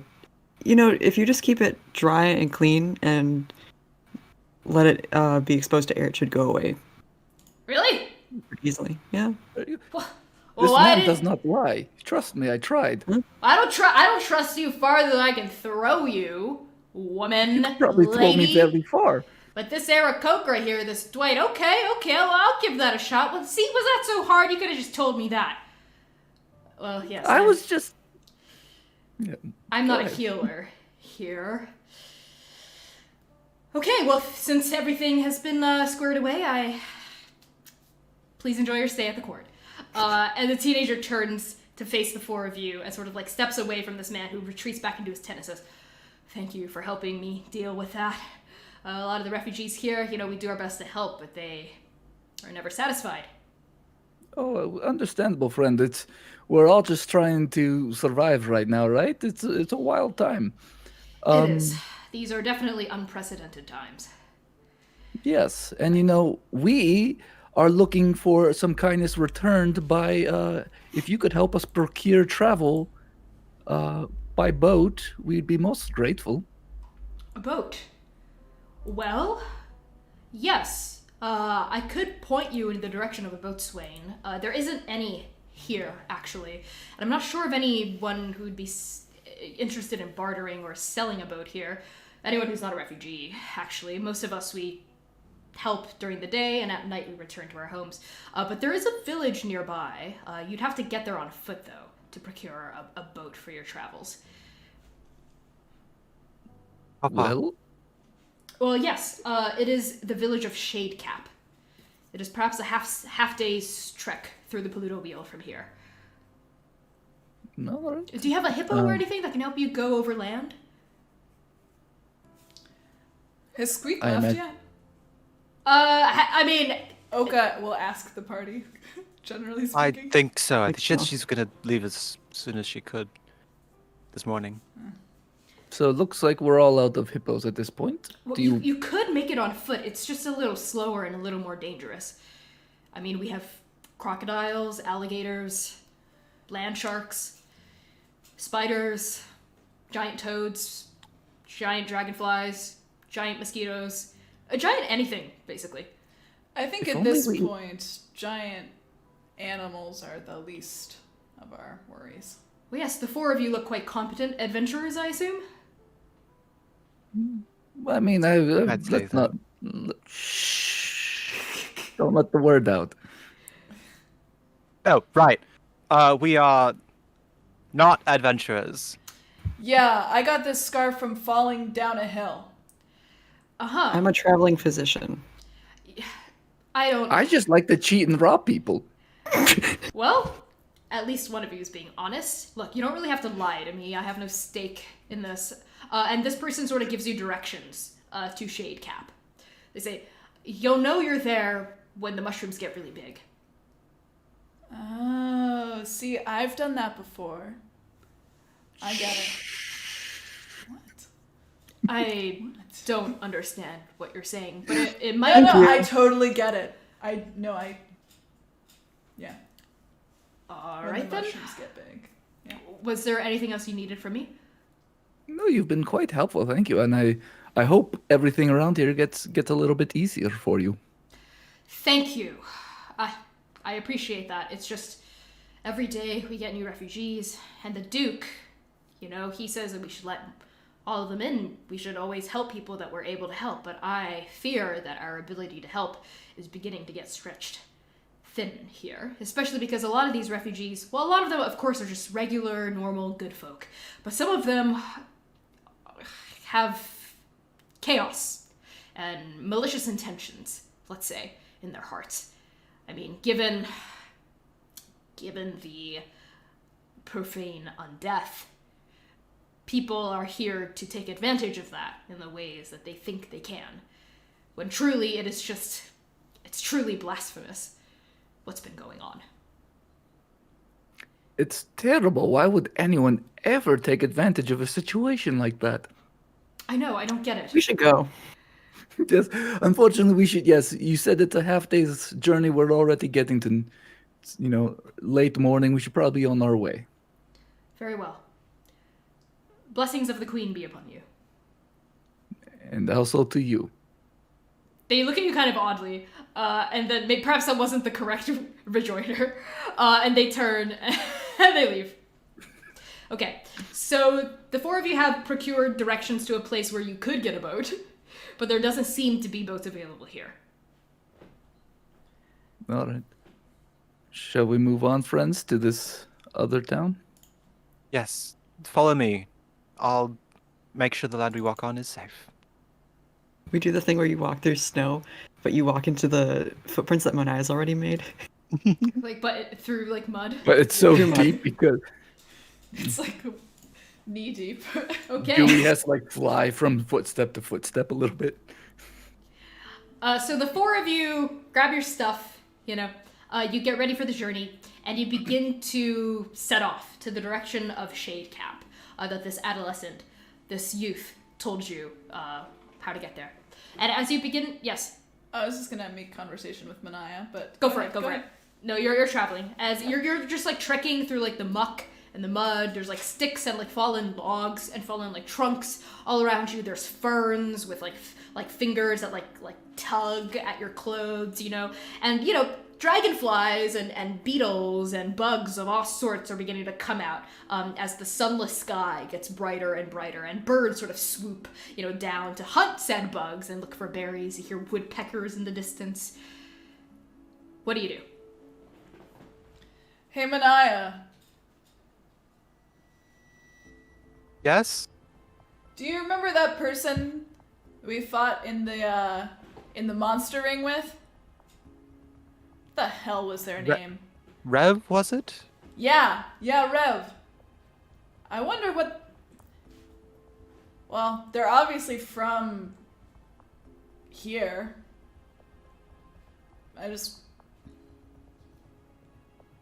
I mean, if we're trying to find the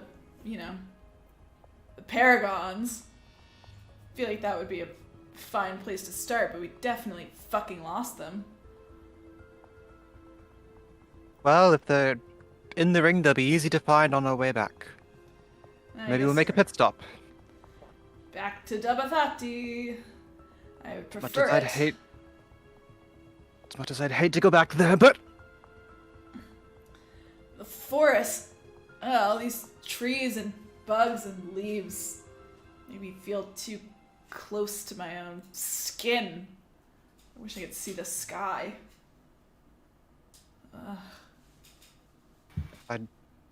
Well, I'm just happy there's water here. Muddy water. Water's water. Dewey V, did the two of you say or do anything during your travel? It's only gonna take a half day, so. Just good job back there, Cardu. You were very believable as a Dwight. I almost believed you that you were Doctor. I just have passing, medic knowledge. You could use Dwight, that to your advantage. You could make quite the money for doing that. I'm not in it for the money. I could I be your mean, agent. I could get you. That person's kid was just, I don't know, itchy butt or whatever. I just want Is that the medical term? to. You see why I'm not a doctor? I'm just I'm pretty sure I'm that's okay with first considered- aid. Pretty sure that's considered malpractice, but Itchy butt. Okay. On that, I need the four of you to make a group survival check. we all get itchy butt. Yeah, We're to being see what punished for that happens. scene. To see what happens on your way there. 15. 15. Okay. Also a 15. 15. Manaia? 6. 6. Wait. Manaia gets itchy butt. 8 with my modifier. 8. Okay. V? 5. Okay, so that's half and half. So you need a majority to succeed. So it's not a straight failure, but it's pretty hard. Okay, Nothing so about this campaign is straight. Not so even failure. Manaia and V, I need the two of you to roll a D100. God.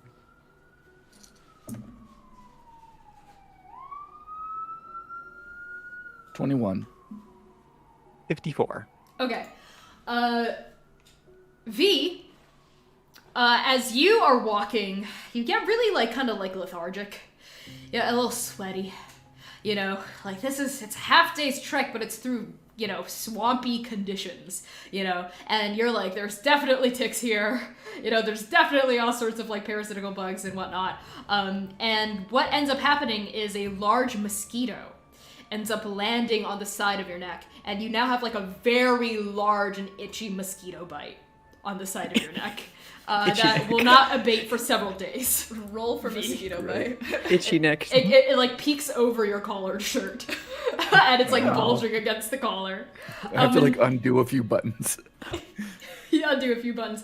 Manaia, you lose a boot. A mud, like a sucking mud hole sucks on your boot, and you're like pulling your leg to like get out of it, and your foot comes out, and the boot is sucked into the mud, and you cannot find it anymore. Manaia's digging. Yeah, She's going for the boot. You get down on your elbows, you're digging in, but it just ends up the mud hole like tries sucking you in. You know, it takes the combined efforts of your party to get you out. Manaia, Your boot's gone. It's a shoe. I'll get you another boot in the village, friend. Someone Who else was can my lead. mother's?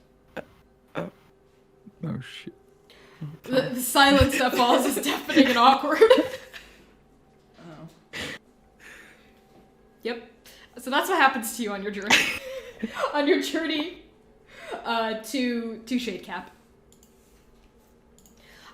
You know that you are getting close to Shadecap when, just like the youth said, the trees and the mud begin to give way. First of all, to more solid ground, which is perhaps a boon and a blessing and a miracle for the four of you. It's still watery, but it's sort of like a well-watered meadow in terms of the ground instead of just straight up mud and muck. And the trees give way to mushrooms.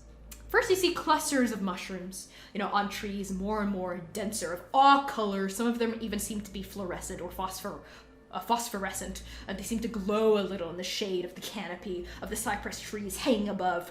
You can smell the spores, sort of like maybe a few of you sneeze a couple times.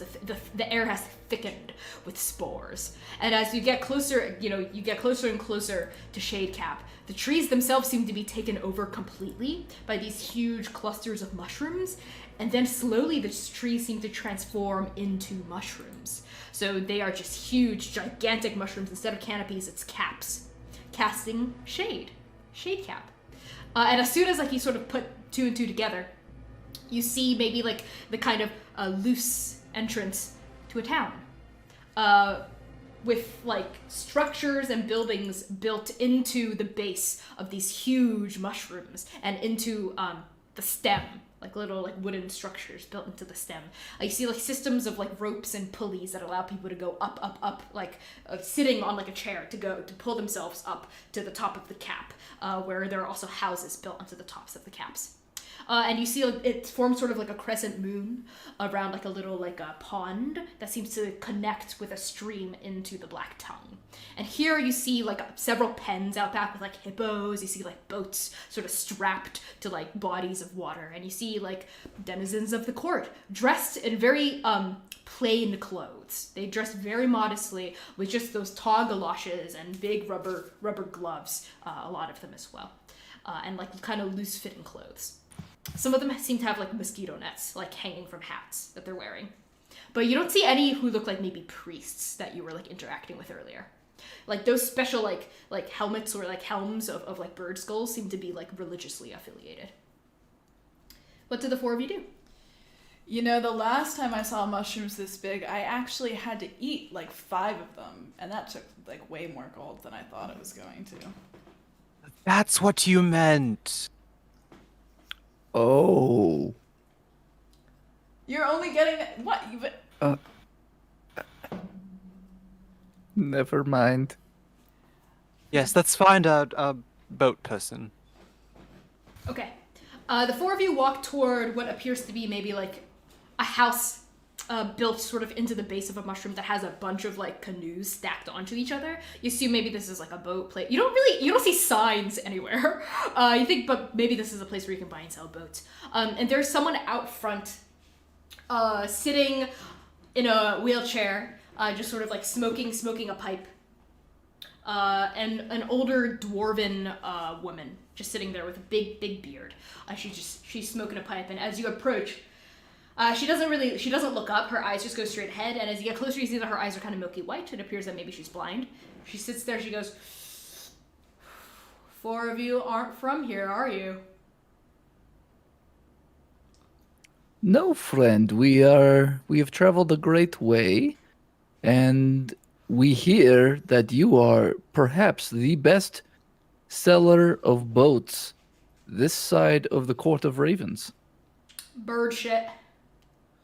Probably. If you're not gonna be honest with me, our relationship here is done.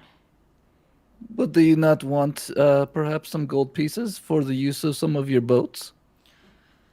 What use does an old lady like me have for gold? You know, to buy some of the finer things, treat yourself to some more frivolous enjoyments of the world. Finer things? I have everything I need right here. My chair, my pipe, some shade. This is true, but haven't you ever wanted to explore the rest of Andake at some point? I already been there, done that, youngin'. What? You think every old person was just born old? I have an entire life under my belt. Wasn't always here at the court. I was ready to die here. But the goddess won't let me do that. Well, I suppose gold will not help you in that matter. No, it certainly will not. But what may help, actually, is that we have come to investigate everything that's going on, and we do have a reputation of fixing problems wherever we go. The dwarven woman considers this with a long drag on her pipe, and then she blows out like several smoke rings, as she like into your face, V. Excellent. All she says is, 3 of you have been mighty quiet. Gonna let this one talk her head off all day? That's usually what we do. We By need a the boat. end- Go ahead. By the end of night, usually she's talked herself out so we can all sleep. Ha! You're a funny one. I like you. What's your name? Oka. Oka. That doesn't sound like a name someone gave you. Do all names have to be gifts? A gift to myself, maybe. Not all names are gifts, but many names are curses. She puffs on her pipe again. You need something from me. A boat. Fine. Take your pick. And she sort of gestures at like the stack of like canoes next to her house. I have too many to know what to do with anyway. Are these like 2-person canoes, 1-person canoes? You see, most of them seem to be like 2-person canoes, but there is one in the back that is actually chained up, not with chains, but with like rope, like tied down. It looks real nice. It's like the nicest canoe, and it can definitely fit 4 pretty like comfortably. But it looks like it's like waxed, beautifully polished. Well, what about this one, friend, here in the back? This one that looks so... That So one is gorgeous. not for sale. What about for borrowing? Borrowing. And how long do you intend to be borrowing that heirloom for? I imagine, at least a few days, perhaps. A week, no more. A week, no more. The tall one, she is our boat captain. She would know much better than me. She knows what she's doing. I can smell the sea on her. I have to warn you, boat woman. The black tongue is nothing like the ocean. She will beguile you. She will drag you down. She will mislead you if you do not respect her. She's drowned many a foolish man who wished to conquer her. Say you smell the ocean on me? I do. Strong as salt. You're not wrong. But where I'm from, the ocean's not the only thing you learn to sail on. Thank you for your warning. We'll keep it in mind. Very well. You can borrow that 4-seater for some collateral. That boat means a lot to me, and to my daughter and my granddaughter. May their souls rest in the afterlife. I need something of equal value here. I hope you understand.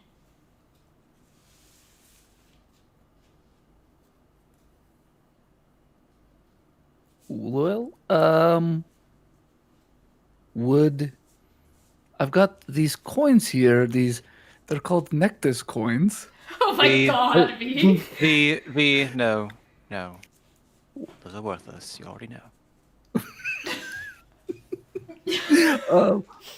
What about I could give you 50 gold pieces for deposit. It's a lot of money for me. Like I said, talking woman, I have no need for gold. I am an old lady who has outlived her daughter and her granddaughter. There's nothing left in this world that gold can buy me. How can I promise you that you'll keep whatever we give you safe? How can you promise me that you'll keep my boat safe?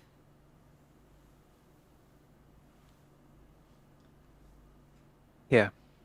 Manaia reaches down to her waist and unties the kanga that's tied around her waist. I made this, but my mother taught me how to sew it. She reaches out, puts her pipe down into a little table next to her. She reaches out, takes the kanga. She weighs it in her hand. She brings it to her face and she snips. She breathes it in. Sewn with the finest silks I could find. Not great, but with designs passed down from my mother, what am I trying to say? Passed down through generations by my mother. Now The proverbs inscribed are said to be the very words of Mahu herself. Mahu, I thought you spoke with kind of an Wuhan drawl. This is fine collateral. Don't worry, I'll keep it safe.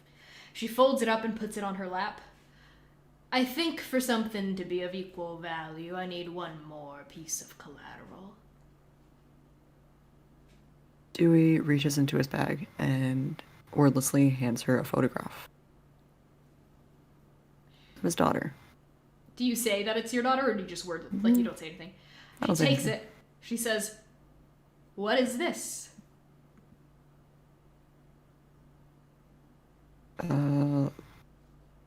That's someone who means as much to me as your daughter and granddaughter meant to you, it seems like.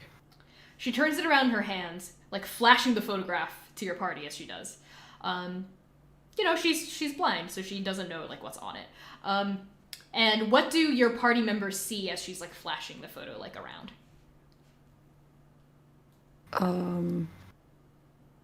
It's just a picture of a very young girl, smiling, playing with some metal pieces. Probably. Yeah, is she an Aarakocra? I don't believe so. Okay. Humanoid, right? Okay. So she says, "Very well." She puts it on her lap as well and says, "You can take Moss Crawler. She's very near and dear to me. Don't scratch her up."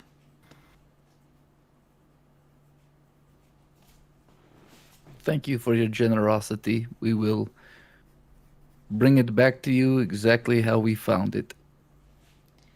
Good. Paddles are inside the boat. And with that, you are allowed to take Mosscrawler, this very fine canoe, I might add, from this old lady. Yep. And as like the four of you begin to like, I'm assuming like unlash the boat and take it, what do the four of you do? Manaia is educating the party on boating terms. Okay. So starboard is left and port is right. No. Starboard is right. Because you steer from the right. Steerboard, starboard. So why don't they just call it steerboard? Well, they Or did a long the time right. ago. They did a long time ago, but words change, and it's starboard now. Port and left have the same amount of letters, and you always dock with the left side of the ship to the port, so you don't damage the steering oar. And which one is the steering oar? Oka's like holding a Well, I'll be holding that one. Okay. So it's your problem, not mine. Yes. Good. Cool. Good. Okay. I'll need you next to me, though. You and I are the strongest, and we need to be the power and the steering. Dewey and V, paddle as well, but we'll need you as lookout. Okay. So the four of you, are you bringing the boat to like this pond so you can like put it in and then like make your way down this stream like to the Black Tongue is what I'm assuming? Like the pond that shade cap is built around? Cool. So as the four of you, are you like carrying this canoe? Or Just Manaia. Just Manaia. It's real Bridging heavy. the It's canoe. really heavy. Like big canoes are really freaking heavy, but They're very I think heavy. Oka's Yeah. like trailing behind and like trying to reach up, but they can't. Yeah. They like, can't get it. Manaia still has And they're like- sure. Like you're dangling a little. Just okay, yeah. pretending. Yeah, and Dewey and V, the two of you are also like Carrying the oars. hustling along. Okay, so I have Manaia, a mage hand lifting up one hand. yeah, lifting 10 pounds worth of this like 500-pound boat or something. Okay, so Manaia, I'm not even gonna make you roll for it. You're strong, you can do it. So Manaia, you single-handedly carry this canoe to the edge of the pond, where you see like some like little docks. You know, and like little like fisher boats, you know, like sort of docked here, and you see like a hippo like grazing on some grass nearby, and you see like an owner like drop a huge watermelon into the hippo's mouth, and bam, it clamps shut, and watermelon bits go everywhere, you know. And people are like looking at y'all, the four of you, kind of curiously because you are outsiders clearly, and you're not at a refugee camp, so this is rather unusual for them. They're looking at you. Some of them look just curious. Others look really like suspicious and really guarded and are whispering. You know, still others just glance at you and like ignore you. But you're getting a lot of rubberneckers. As Manaia, you lower the canoe, you flip it right side up, and you start sliding it into the water, presumably. Wait till everyone gets in, and then she's gonna push it. Oh, that's smart, actually. Okay. So let's say Dewey, V, Manaia, Oka.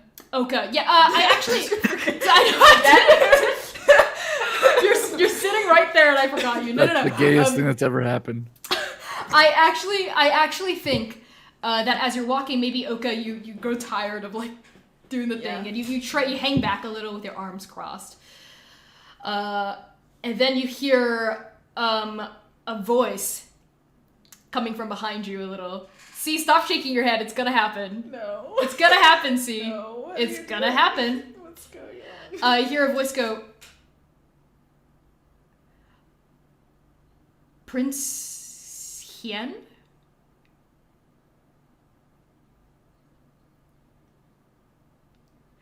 Prince Hien, I presume. No, you definitely do not. Dewey's looking. Do you pause or are you continuing to walk? I have stopped. Do you turn to look to see who's addressing you? Oka's. If they don't look at it, maybe it'll go away. So you're not turning around to look at who's speaking But to you? after a moment, they will look. Okay. Based on your passive perceptions, Manaia, V, and Dewey, I don't think the three of you... Well, Manaia, you definitely don't because you're busy carrying a boat. No. You don't notice Dewey and V, I don't think the two of you noticed this as well. You're continuing, so like at this point a little gap has formed between your party, yourself, and this person. You don't turn around and this person goes, well, I'm sorry, maybe I have the wrong person, but they did say that your hair would be cut. Okay, we'll look, like over their shoulder. Okay. You see a young woman. She is maybe in her 20s. Elf. Short, brunette hair, like pixie cut kind of. And she is dressed kind of in traveler's clothes. Doesn't seem to be from the court either. But she has like a light backpack on, and like some gems stitched into her shirt of like 8 different colors, actually. She goes, "Hi, I'm a courier. I have a message for you. Actually, it took me a really, really, really, really long time to track you down. But I am the best at what I do." You have the wrong person. I don't get any mail. Of course. But if you want to, here is a message from the Slumbering Palace. As you can see, the seal's been unbroken. I haven't read it. So rest assured the contents are safe. Here. Oka looks at the letter, looks at the courier, and then kind of snatches it. Okay, and if you would just hold still for a second, and she taps, No. Are you trying to, like, hide your face? Yes. Okay, I'm not even gonna make you make a reflex check. A bright light, like a blue light, flashes briefly, almost like a camera shutter going off. She goes, I don't think I got your face. I'm sorry. No. I have to confirm the delivery. Wait! I'm not gonna get paid for this! Oka will, fish around in their bag and throw 5 pieces of gold over their shoulder. And she goes, 5? They're gonna pay me 500! As you Oka just keeps throwing gold out of their bag as they run. Okay, as you run, she's running after you. Are you running up to the boat being like, go, go, go? Yeah, Oka's like, we gotta go! Go, push it in! Oka jumps in the boat and starts paddling with their hand. Hey! What did you get yourself They're into? trying to kill me! Should I cast Fireball? Yes, cast Fireball! Prince Bakoyahian, I need to get proof that I delivered the missive. I don't know who they're talking about. Prince. Are we on the river now? I think, everyone's in the boat. Manaia Manaia, you're pushing it out. The courier is fast. Cause she's a courier. She's running, She goes, I just Oka need throws a picture. throws their gold pouch at her. All of your gold? All of it. Okay, so remove that from your. How much gold is that? 100 gold pieces. 125 gold You pieces. throw 125 gold pieces at her. She goes, "Whoa!" And she sees a fat gold pouch. She pauses, and that's enough time to get you far away down the pond that she can't jump to get onto your boat. She goes, well, I guess this will have to do. That's not very good manners, For royalty, I thought you'd at least be a little bit more dignified. You've misdelivered mail. Royalty? I don't think I have. Have a good day. Your letter. You wanted to send a letter? No, I definitely don't want to send a letter. Okay, she's trying to hide in the bottom of the boat. Okay. Okay, I'm not going to ask. I need you to paddle, though. They kind of peek up, and with their hand. Just one hand. So as you paddle away from this mushroom village and into away from the pond and into a little stream that seems to gurgle, you sort of have to paddle against the current here because it's from the Black Tongue feeding into the pond, so it takes a little bit of muscle, but you're eventually able to get onto the Black Tongue, this vast, think Mississippi River, this vast river with on either bank huge trees. You see other boats in the distance, on the other side of the bank going up and down, etc. You see the dark shapes of fish swimming along with you. You see a big eel swim. You see alligators, even their eyes on banking on the far shore. And as you go, Oka, do you read the letter? They've kind of tucked it into their sash. It's Okay. sticking out a little bit. You know how couriers get these days. They just have to deliver the mail. It doesn't matter if they're delivering it wrong or not. So, Manaia, Dewey, and V. Okay, you've already seen and noticed the seal. But if the four of you are feeling a little like, what's going on here, and want to like try to see if you can like see anything from the scroll, roll perception. Oh, I'm going to. Manaia's being good and not peeking. Listen, this has happened once before. She didn't ask questions. She just beat the shit out of Sever. No questions asked. X. beat I up. believe me beat the shit out of Severed. Let's be real. Okay. You are dealing with Camouflage Boy. Yeah, you were dealing with that horrible was. chameleon man. So what did y'all get for your perception check? 16. 16? I got a 6. 6. Manaia? Oh, you're not rolling? Okay. So, you don't really see anything. Oko was able to, like, stuff the scroll into, like, in a way that concealed the seal, like, against their sash. But, V, you catch a glimpse of a gold seal, first of all. It looks like it's made out of, like, gold dust, maybe. And the seal itself is familiar to you because you saw it this morning when Oka swore a promise. And 2 crossed antlers, sunk into their chest. And the seal looks like 2 crossed antlers, surrounded by a dragon. If you would like to try to place it, roll history. Yeah, let's try to roll history. Not one of my strong suits. The dice agrees with me. 9. 9. Okay, even with a 9, you can sort of tell that the dragon, the only, like, place of power that you're aware of that uses a dragon that resembles that on their insignia is the Kingdom of Too Long, which in their tongue means the autumn dragon. And based on like that spiral, the horns on the dragon, it looks very Too Long in origin. You're not sure what the 2 antlers mean though. I would like to cast message to Oka. Okay, what do you say? I understand what it is to run away from something. And you don't have to tell me anything. But you can trust me if you need to say something. Oka pretends that they didn't hear that voice in their head. Actually,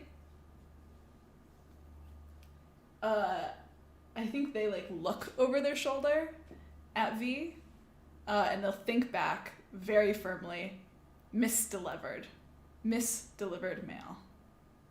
Just a mistake. And V is gonna say out loud, whatever, and turn away. Dewey is frantically looking back at the shore and at Oka. Like, who's trying? You have someone after you too? Is that courier trying to kill you? It's because I haven't paid my mailing dues, so now they're trying to kill me. All of the couriers. We should probably actually not send any more mail at all. Roll deception. And yes, I know you have like a -3 to charisma. Well, it was only even so, it was only a 12. A 12. Okay. Yeah, Oka's looking real shifty. Their words are coming out haltingly. They look really nervous and they seem quite intent on like keeping the scroll out of sight. More mail? No more mail. We've sent something before?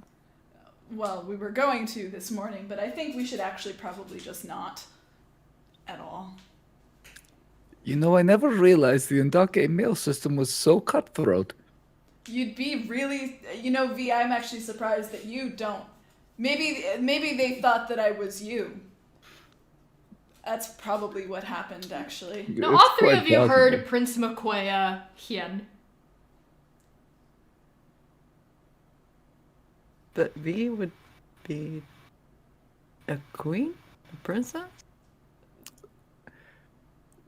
It's interesting. It was a very familiar name to me, though. That's what's getting at me. Familiar. How? In my travels, I hear about certain individuals, and there was this particular member of royalty that I have some vague recollection of sort of disappeared or was presumed. I don't know. It's a faint fog, Oka. It's a faint fog. I'm having difficulty remembering it right now. Did you kill someone? Oka jumps off the boat. Okay, as Oka's body splashes into the boat, all of you look over. I think that's where we end the session. Okay, well, everyone, thank you so much for joining us for Arc 2, Episode 3. I wonder what is in that letter. Are we going to find out? Who is Oka? Are we going to get to the nest, the holy site, and get to maybe talk to the echo of the Raven Queen? Are we going to get to where we need to go to find where Manaia's parents have disappeared off to? And what is going on with this derby? This weird, illegal We didn't derby? even ride horses! I know. What happened? Well, maybe Sorry, it'll my come voice up cracked. next week. Your voice cracked. Okay, boy on tea. This boy is Chef on boy on tea. Wow. Talk about a This voice boy crack! is on tea. It was on purpose. I was making fun of you. Yeah, were I was you? laughing at you, not Yeah, with were you. you? Anyway, Reversal. Chaotic. thank you so Counterspell. much for Chaotic watching this episode episode. As a ever. reminder, episode 4 is next Saturday, January 30th at 3 p.m. Central U.S. time, right here on Twitch at Transplanar RPG. Join us tomorrow at 2 p.m. U.S. Central time for Art Stream with C. And that is going to be actually on my brand new personal channel. Yes. So you can find that at pi_sharp. Yes, You we'll can be click on my hosting. new I will be hosting. Oh, you will be hosting. We will be That's hosting That's Pi nice. Sharp for that. So please give Pi Sharp, give C a follow for that. It's going to be awesome. Help them get to affiliate status so they can start making money. And this Tuesday at 4, is that what we changed it to? At 4 p.m. Central U.S. time is our video gaming night. More Minecraft. We're playing more Minecraft. More Minecraft. And this Wednesday is Gaming with Our Subs. The last Wednesday of each month is Gaming with Our Subs at 7 p.m. U.S. Central time. So I'm pretty sure, yeah, because this coming Wednesday is the last Wednesday of January. So I'm pretty sure we're going to set up like Jackbox Games again or something, or maybe Among Us or something. We'll get that figured out. All the new subs, come play with us on stream. And this coming Thursday is One Shot Wonders. We have it every other Thursday. We didn't have one this past Thursday, so we'll have one this coming Thursday where we play a one-shot game at 4 p.m. U.S. Central Time of a non-D&D tabletop game. And of course, our next session. So tune in next Saturday, January 30th at 3 p.m. Central U.S. time for that. Let's do introductions. I have been Connie. Yes? Really quick. If you'd like to play with us on Wednesday, join the Discord server and link your Discord account to your Twitch To your so Twitch. Yes. that Discord knows that you are a Twitch subscriber and you can access the super secret chat. Yes, you can. Hey, okay, so introductions. I am Connie. I've been your GM and executive producer. My pronouns are they, he, and she. You can find me on Twitter at @ByConnieChong. I also run games for Magpie Games' curated play program as a professional GM, GMing Masks: A New Generation. So if you want to play in a game that I GM of masks and be angsty superhero teens, it's a lot of fun. Come find me on Magpie Games. So I'm going to pass things along to C. Hi, my name is C. I use they them pronouns. I played Oka in today. Oka. Yes, you did. In today's episode. Who will I play next episode? We don't even know yet. You can find me on the internet as a dancer, digital artist, and now Twitch streamer at PiSharpArt on Twitter, or please do follow me on Twitch at pi_sharp. I will be streaming my art there at 2 p.m. tomorrow CST, so join me if you'd like to watch me dodge questions about Oka's backstory. And I'll pass it along to Max. Hey, I'm Max. I go by they them pronouns. I play Dewey Quirk, the Doctor. You can find me on Instagram and Twitter at Starchmonger. Devin. Hi, my name is Devin. I use they them pronouns. I play Manaia. She's tall, she's strong, and she is not asking personal questions about people's backstories. You can find me on our Discord, which I put the link in chat. If you're subbed, you should definitely do that. Otherwise, you can't find me anywhere because I'm an ethereal ghost. Scovy. You mean Erica? No, I mean he. There is a difference. There is a difference. Hi, I'm Erica. She, her pronouns. I do play Vinox Scherzo, that lovable, mischievous elf queen. Venice. Right. You can find me on Twitch. I posted a link to my channel. Go give me a follow as well. I play horror games and like to have a good time. There's lots of laughter. But you can find me, Erica New Girl, pretty much wherever I do exist on the interwebs. So You I just will celebrated pass- 1 year. Oh, What I did. I celebrated Hey! 1 year Hey, on hey, Twitch hey, hey, this past hey, week. hey, hey. And on Monday, it'll be 3 years on the old proverbial estrogen. And by proverbial, I mean actual The estrogen. literal estrogen! Hey! Yay! Girl juice, girl juice, girl juice. Okay, say that 3 times fast. Not children, girl juice. Girl juice. Okay. Why Okay, would we it's be not saying working. children? Okay. What is wrong with you? Because it was like, it's said children on the web captioner. Anyway, stick around for the raid. We're going to be raiding Michael Kritz, who is a black streamer. Yeah. He's great. I think he does tabletop things as well. He's fantastic. So stick around for that. We will be back tomorrow. And use hosting the raid Fresh Arts. message. Use the raid message. Someone drop that in the chat. ! Raid. We love you all. Stick around. See you next week. Peace.